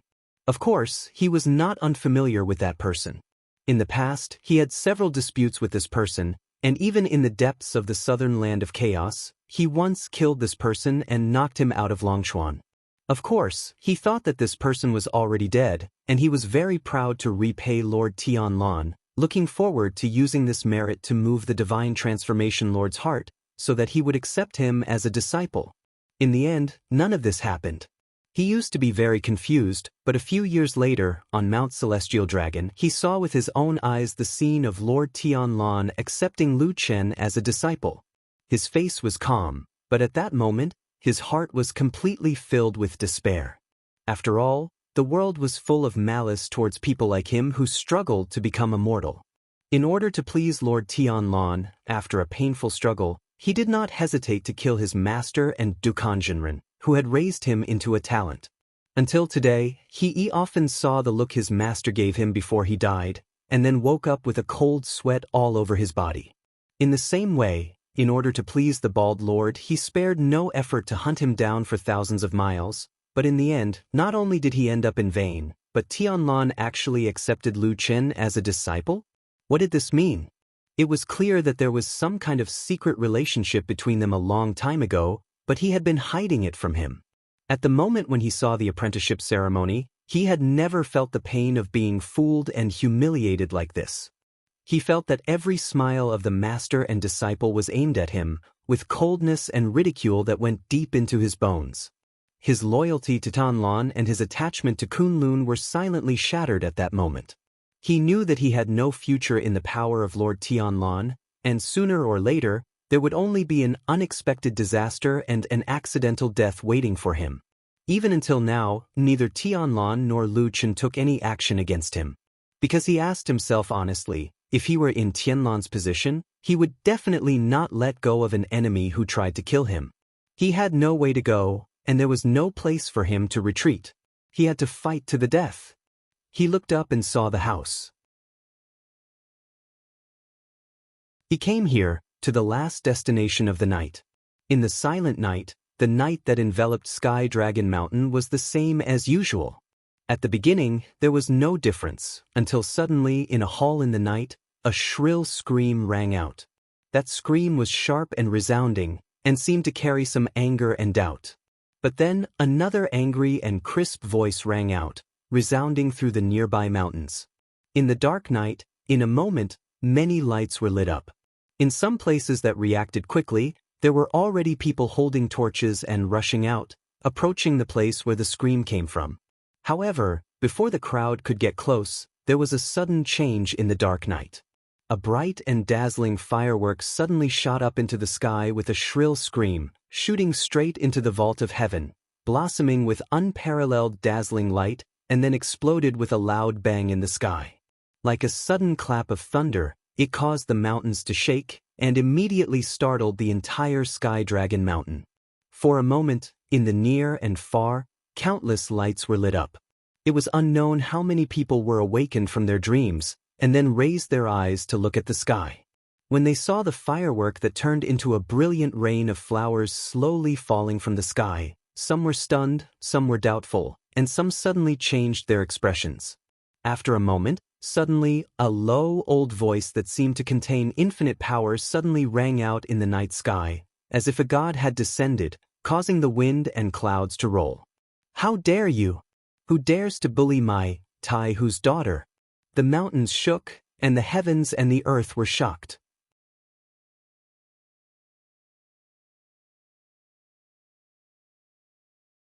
Chapter 575. Mount Tianlong was the location of the headquarters of Zhengxianming.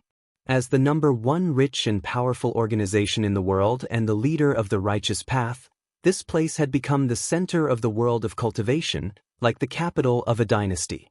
Many cultivators, including the immortal city at the foot of the mountain, yearned for this place, flocked from all directions and gathered here. There were 6 deity stage cultivators in this huge mountain range, and the rest of the Yuanying, Jindan, and Foundation establishment cultivators were innumerable. Therefore, when the thunderous roar suddenly resounded in the sky, the entire celestial dragon mountain seemed to have been jolted awake from a dream of the dark night and woke up in an instant. Looking from a distance, one could clearly see many light spots swaying between the mountain peaks, and it was obvious that they were moving and gathering in the direction of the accident. Further away, one could vaguely see the residences of several other big shots. There didn't seem to be much movement, but the lights were also lit up, as if they were watching the situation from afar. Under the sky, in the boundless night, an indescribably powerful force fell from the sky, landing on the top of the pavilion that did not look particularly majestic. At this time, many people had quickly gathered in the nearby mountains. Most of them were awakened and came to watch the show, or some had some other thoughts. In addition, there was a group of people dressed neatly and in the same style. They were the people of Tianlai Hall. Compared to the other unorganized and somewhat disorderly idlers, the actions of the Heavenly Law Hall's side were obviously much more decisive. After all, the one who had bellowed earlier was the boss of the Heavenly Law Hall, true Monarch Tiao. Therefore, it did not take long before the elite troops of the Heavenly Law Hall, which seemed to have at least 100 people, had already passed through the crowd and tightly surrounded the small building that had a signboard with the words Jianghu Building written on it. At the same time, on the top of this small building, a person was floating in the void, with a powerful momentum, an angry face, and a slightly low cultivation that made people dare not look directly at him. It was the leader of Tianlai Hall, Immortal Tiao. In the distance, there were more people rushing over in the night. It was not that these people were fools who did not know that mortals would avoid a fight between immortals, but this was where the headquarters of Zhang Xianmeng was located. How could there be a powerful enemy who dared to come here? Seriously, in such a place, deity stage Immortal Tiahu had some scruples, and the incident happened suddenly. Everyone had to take a few more glances and gather more information, which was beneficial without harm. Maybe in the future, when the big shots in their own mountains asked, they would have something to say. Well, the above were all superficial words. Nowadays, the devil cult had been suppressed, and the true immortal alliance had unified the world. Who would dare to provoke them? Everyone had nothing to do anyway, so they all came over to watch a good show. Furthermore, the deity transformation stage perfected cultivator's words seemed to imply that the beautiful song Wenji seemed to have been bullied. There was no lack of smart people in this world. There was no such thing as an impenetrable wall in this world. Rumors, gossip, and the like never stopped on this celestial dragon mountain. It was just that because of various reasons, it could not be put out in the open.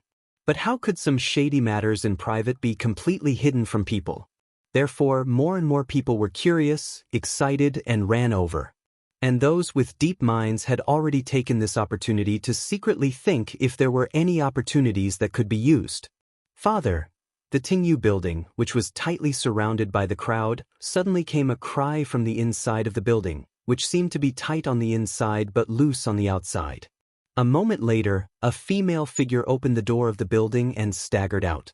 The flashing light shone on the woman, and there was a sudden commotion in the crowd. Many people even cried out involuntarily.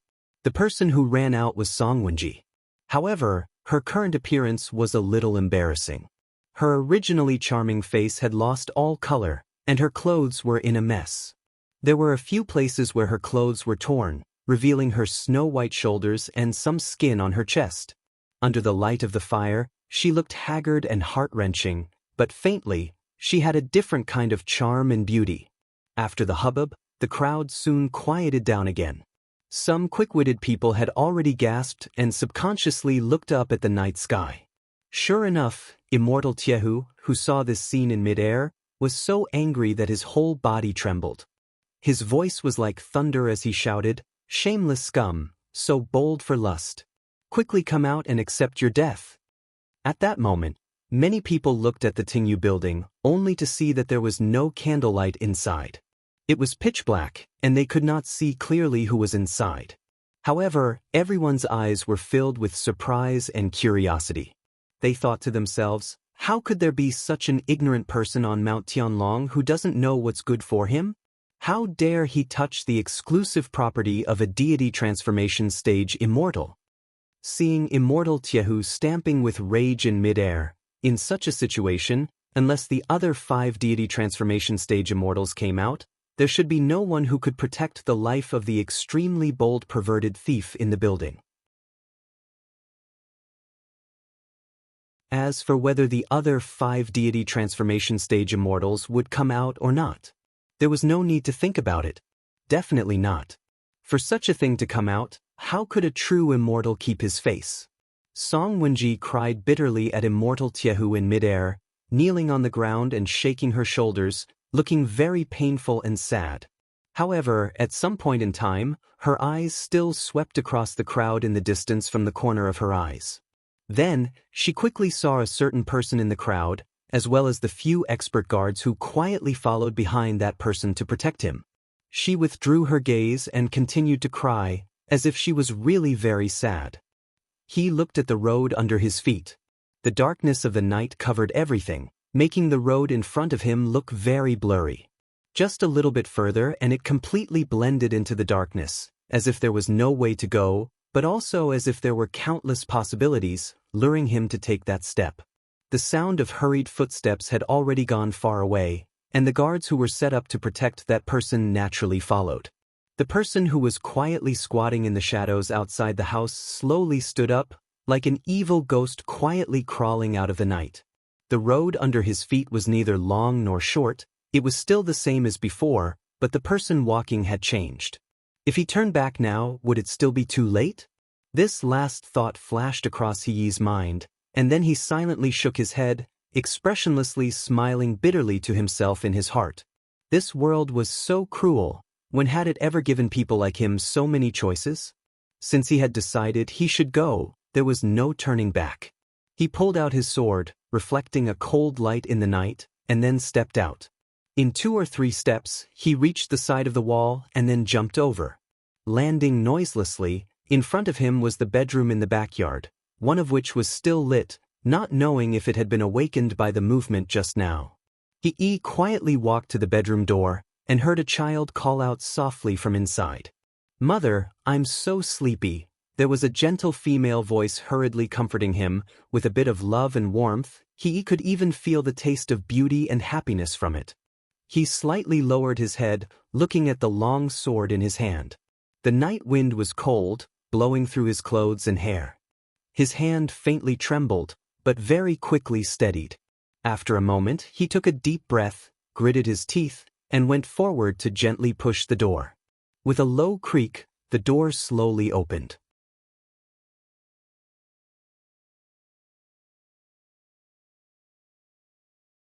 Chapter 576. Lu Chen and Old Ma lived together. Of course, there was also a black dog. They had a good sleep that night, but were awakened by the explosion of fireworks on the mountain and the thunderous voice of Immortal Jianghu. It was rare for a perfected cultivator of the divine transformation realm to be so angry. Not to mention that it was rarely seen, it probably would not happen once in a decade or two. Therefore, when Lu Chen and Old Ma figured out what had happened on the mountain, they were both shocked. However, after staying for a long time in the true immortal alliance where undercurrents were surging and scheming against each other, they naturally, as if instinctively, immediately thought of more things.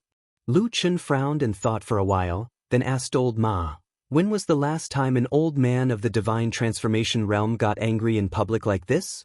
Old Ma pondered for a while, then shook his head and said, "I can't remember." Lu Chen glanced at him, and Old Ma asked, "Do you want to go up the mountain to have a look?"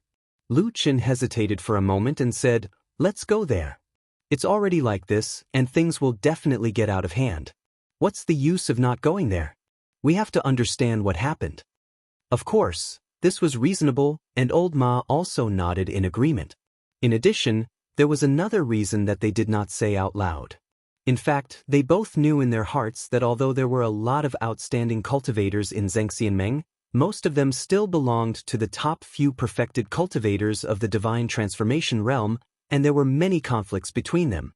They were important figures in perfected cultivator Tianlan's faction, and it was not appropriate for them to stay out of this at this time. If perfected cultivator Tianlan asked them about this in the future, it would be very bad if they could not say anything. Therefore, the two brought Atsu, who had just been woken up and seemed a little unhappy and depressed, to Mount Celestial Dragon. The night was still very dark, but the startled people on Mount Celestial Dragon soon woke up. On the way, Lu Chen and Old Ma saw many torches and more figures. Obviously, many people had the same mentality as them. After all, this was a soul formation perfected Lord show. It would be a waste not to watch it. Regardless of whether it was useful in the future, he would have something to brag about. Therefore, when Lu Chen and Old Ma rushed to the rain-listening building at the fastest speed, the small building had already been tightly surrounded by numerous people. Lu Chen pulled on Old Ma, and the two of them climbed up a big tree on the other side. Anyway, there were many people in the dark, so there was nothing to be ashamed of. However, the troublesome thing was that after they climbed up the tree, they found that the tree was already full of people. It seemed that everyone in the world was the same. Even cultivators couldn't change their curiosity and loved to watch the fun. Finally squeezing out 2 places to stand, Lu Chen and Old Ma were happy and immediately looked forward. As for Atsu, he didn't want to join in the fun with these stupid humans. He just lay under the tree, yawning and looking sleepy. Song Wenji? After seeing the situation in front of the rain-listening building clearly, Lu Chen was startled and said with a little astonishment. Old Ma also recognized the woman who was kneeling in front of the rain-savoring building and crying very sadly. He also clearly saw Song Wenji's somewhat messy and torn clothes. Suddenly, his complexion changed slightly. Then, he glanced at the extremely frightening figure with a monstrous aura floating in the sky. He lowered his voice and said, "Which idiot dares to touch this woman on this mountain?" Lu Chen nodded and also showed a puzzled expression. He frowned and kept looking at the rain-listening building. Suddenly, Jianghu Real Lord shouted again in midair, angrily said, "Perverted thief! Still not coming out to die? You dare to do it but don't dare to admit it?" Everyone's eardrums were buzzing from this big shot's angry shout, and they were all shocked. Almost all the people present were cultivators, and there was no lack of cultivators who had cultivated for many years. But at a glance, almost everyone's expression changed. It was conceivable that the cultivation of a deity transformation stage immortal was really unfathomable. However, from the beginning until now, aside from Song Wenji running out of the building in tears, there was actually no movement from inside. It was unknown if the so-called pervert was scared out of his wits by the soul formation true monarch and didn't dare to come out. But everyone knew that in this situation, with Immortal Jianghu blocking this small building, unless there were other deity transformation stage immortals coming out, otherwise, looking at Immortal Jianghu's furious look, there would definitely be blood splattered on the spot today. As for whether you came out or not, it didn't matter at all. Now it was just that Immortal Jianghu was unwilling to take action because of his status, but later on he would be impatient and tear down this small building, which was just a small effort. Sure enough, Immortal Jianghu, who was in mid-air, not knowing whether he was provoked by the person in the small building below, or seeing Song Wenji's pitiful appearance, after a shout, he flipped his palm. Suddenly, a huge palm shadow appeared in the sky and directly hit down on the rain-listening building. In front of the rain-listening building, Song Wenji exclaimed and covered her body with her clothes, but her feet were not slow, and she lightly dodged. Thus, under the astonished gazes of everyone, the gigantic palm image landed with a loud bang. With a ka-ka-ka-ka sound, the small building was directly crushed down as if it was a piece of rotten wood, and with a loud bang, it turned into a pile of broken wood and ruins. It was crushed just like that? There was no sound from the person inside until now? If there was really someone inside, and if his cultivation was not strong enough, he probably was already dead? Outside the rain-listening building, a large number of people were dumbfounded. Everyone knew that Immortal Jianghu was very angry now, but no one expected that this old man would actually make such a heavy move. Lu Chen suddenly heard several gasps around him, and even his expression changed slightly. This move was indeed very powerful, but everyone had seen the world. Although they were usually very respectful of deity transformation stage immortals, they were not completely frightened by this move. Most of the people who could stand here today were those who could survive in Zhangxianmeng, and how many of them were fools? In a rage, he killed with one blow, and the murderer did not even have a chance to appeal. Who knew what was going on in the rain-listening building in the dark? Everyone only saw Song Wenji's tattered clothes, but there were all kinds of strange things in Zhengxianmeng, so who knew what was going on in the rain-listening building? Everyone was silent. After a while, suddenly they heard the elites of the Heavenly Law Hall in the innermost part of the crowd loudly praising. What they said was nothing more than praising Immortal Jianghu for eliminating evil for the people, upholding justice, and so on. The people on the outside looked at each other in dismay. No one answered. After a while, True Lord Tai Hu landed back on the ground and stood beside Song Wenji. Song Wenji let out a cry and threw herself into his arms, crying non-stop. Immortal Jianghu showed a loving expression and comforted her in a low voice. It's okay, it's okay. At this time, someone had already gone to check and clean the ruins of the rain-listening building. The surrounding people all looked over there, wondering who was so unlucky in the building. Lu Chen was watching attentively and suddenly felt old Ma pulling him. He turned his head and asked in a low voice, "What's wrong?" Old Ma did not speak and only pointed at their feet, which was the bottom of the big tree, with his mouth. Lu Chen looked down and saw that He was standing beside Atu at some point in time. Of course he knew Atsu, so he was looking around, seemingly looking for Lu Chen, but of course he did not find him. After a while, he seemed to think of something and looked up. Lu Chen and old Ma waved to him. He smiled and nodded to them with a gentle expression. Lu Chen smiled back, and at the same time his eyes swept over He's back. He could see 2 or 3 figures standing in the shadows, neither far nor near, following He all the time. He smiled and did not say anything.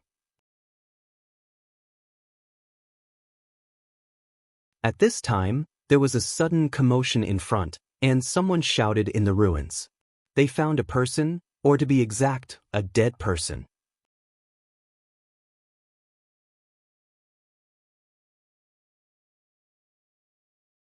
Chapter 577.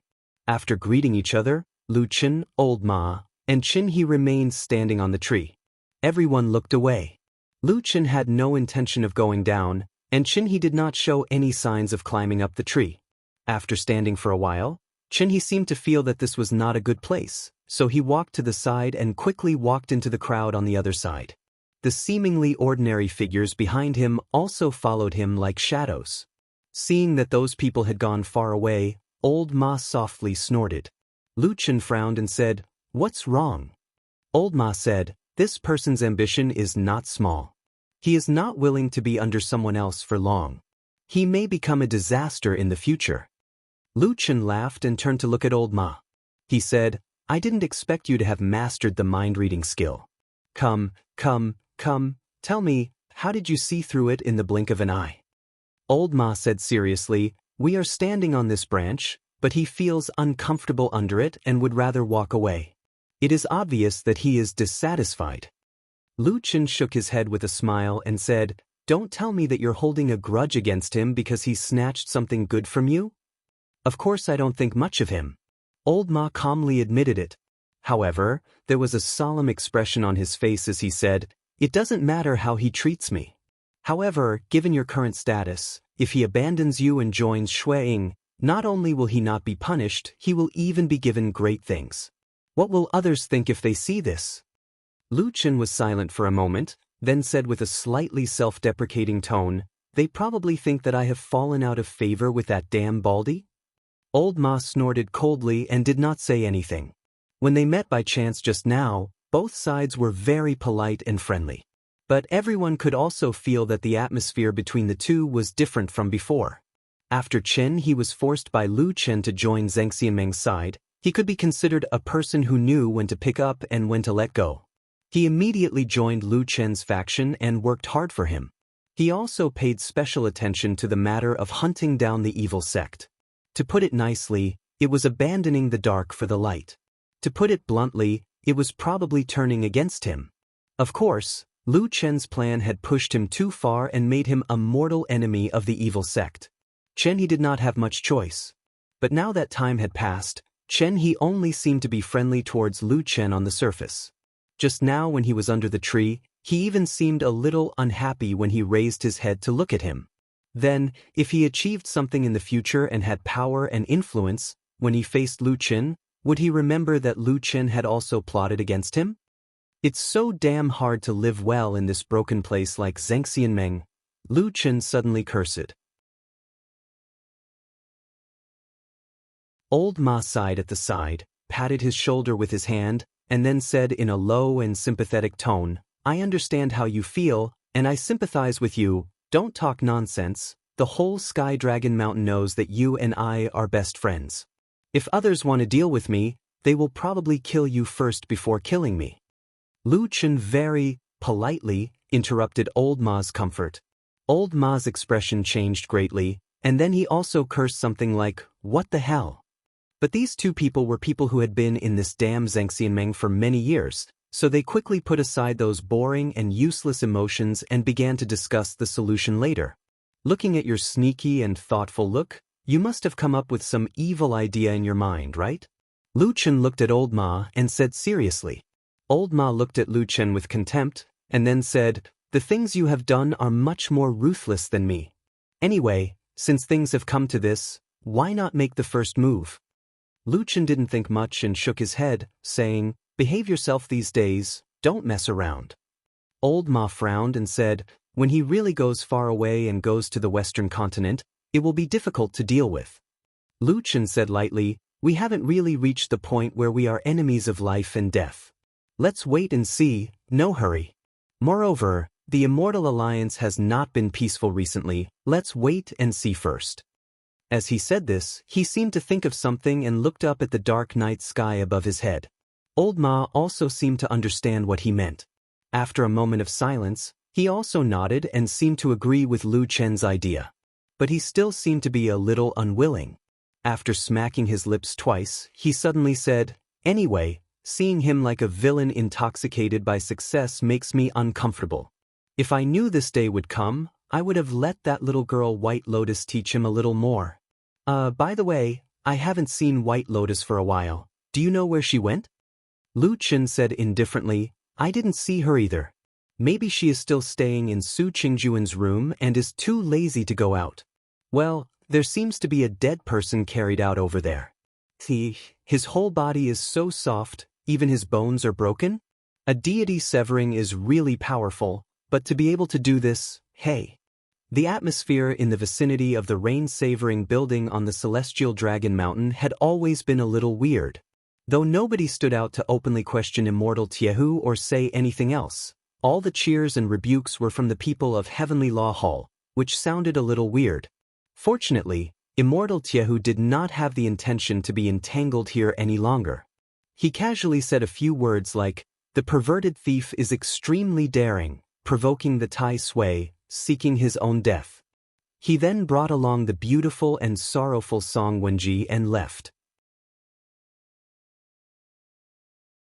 After this big shot left, the scene suddenly became lively.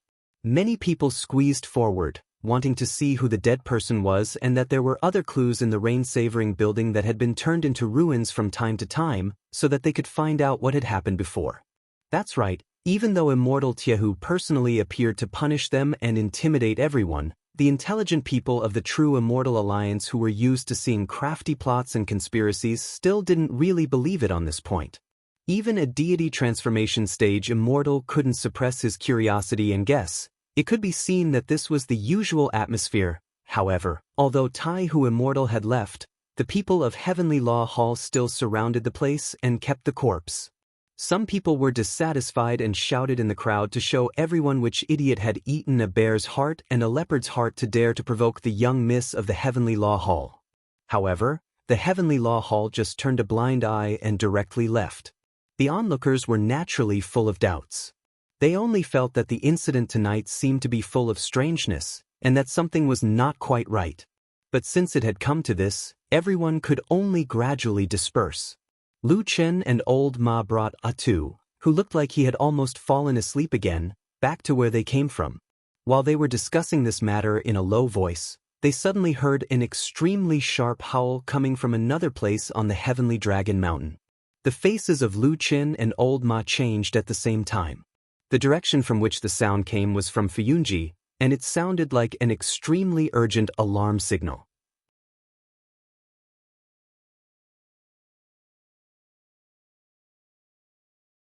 Chapter 578. The large group of people who were about to disperse, those who were walking in the light and those who were about to disappear into the darkness, suddenly paused. It was as if someone had suddenly cast an unfathomable Tao technique and divine ability, and all the sounds were instantly erased. Everyone turned their heads and looked in the direction of the shrill alarm, which was also the direction of Fuyunji and even Kunlun Temple, which had recently become very popular on Mount Tianlong. Lu Chen and Old Ma looked at each other, and their expressions changed. The level of the alarm in Fuyunji was not low. Something big must have happened. Why is it so unpeaceful tonight? What happened in Fuyunji? Old Ma could not help but complain to Lu Chen in a low voice. Lu Chen also shook his head with a hint of caution on his face. He frowned as he looked at the gradually brightening Fuyunji's territory in the distance, and there were more lights gradually gathering in that direction. No matter what, the two of them were on the same side as Fuyunji and Lord Tianlong, so it was reasonable for them to go back and take a look. After getting down from the tree, they called Atsu and rushed to Fuyunji Temple. There were many people along the way. Obviously, they had heard the noise and ran there. Lu Chen walked quickly as he looked around. He saw that there were familiar faces and unfamiliar faces, but most of them had grave expressions.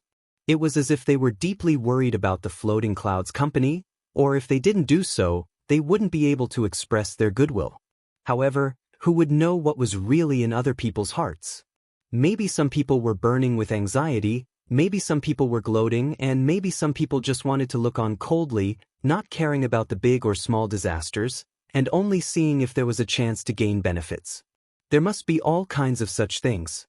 For a moment, Lu Chen suddenly felt that it was a little funny. The alliance of true immortals commanded the world and was majestic. It looked extraordinary on the surface, but the people who were really in the core of the alliance of true immortals were probably already used to scheming against each other. Not knowing if it was because Lu Chen had been silent, Old Ma was a little anxious. He approached him a little nervously. First, he looked around to make sure that no one was too close, and then he said in a very low voice that only Lu Chen could hear, "Could it be that something happened to Lord Zhengxianmeng?" Lu Chen's footsteps suddenly stopped, and his expression changed. His sudden stop startled Old Ma and Atsu. Old Ma saw that he didn't look good and quickly said, "I'm just guessing. Don't take it seriously. I'm just afraid that." Lu Chen shook his head slightly. After a moment of silence, he said, "I don't blame you." Speaking of this, he paused for a moment, and then said calmly, "I can't think of anyone who can secretly plot against a person like the damn Baldy. He should be fine." Old Ma replied with a "hmm." It seemed that he had no objection to Lu Chen's words. His expression relaxed, and then he strode forward. Lu Chen followed him, looking at Old Ma's back with a somewhat complicated expression. When Old Ma suddenly asked him this question just now, to be honest, he had never thought that something might happen to Lord Tianlong when the alarm sounded. But at that moment, his heart suddenly beat faster in his chest. Why was that? Was he worried, or was he expecting something? His sober reason had always firmly controlled his body and will, so that he knew what was the right thing to do. But in his mind and in the depths of his heart, had he ever thought about that kind of secret freedom? Had he really hoped that person would die? Lu Chen looked at the hall that was getting closer and closer and gradually showing its outline, and suddenly quickened his pace. As the most powerful hall in Zhengxianmeng, Fuyunji did not get its reputation by bragging. Its efficiency and strength were actually far better than other mountain forces.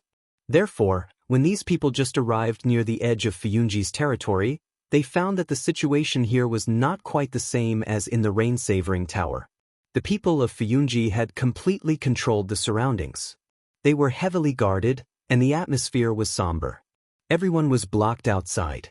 Those outsiders were blocked by the stern-looking and solemn guards of Fuyunji. Although they were dissatisfied, everyone could see that something serious must have happened in Fuyunji's territory at the moment.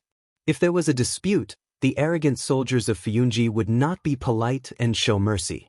and those who belonged to Fuyunji were quickly recognized or reported their identities. Then, they were quickly summoned and distributed to various places in an orderly manner, further strengthening the defense around Fuyunji. Therefore, this territory became more and more stable.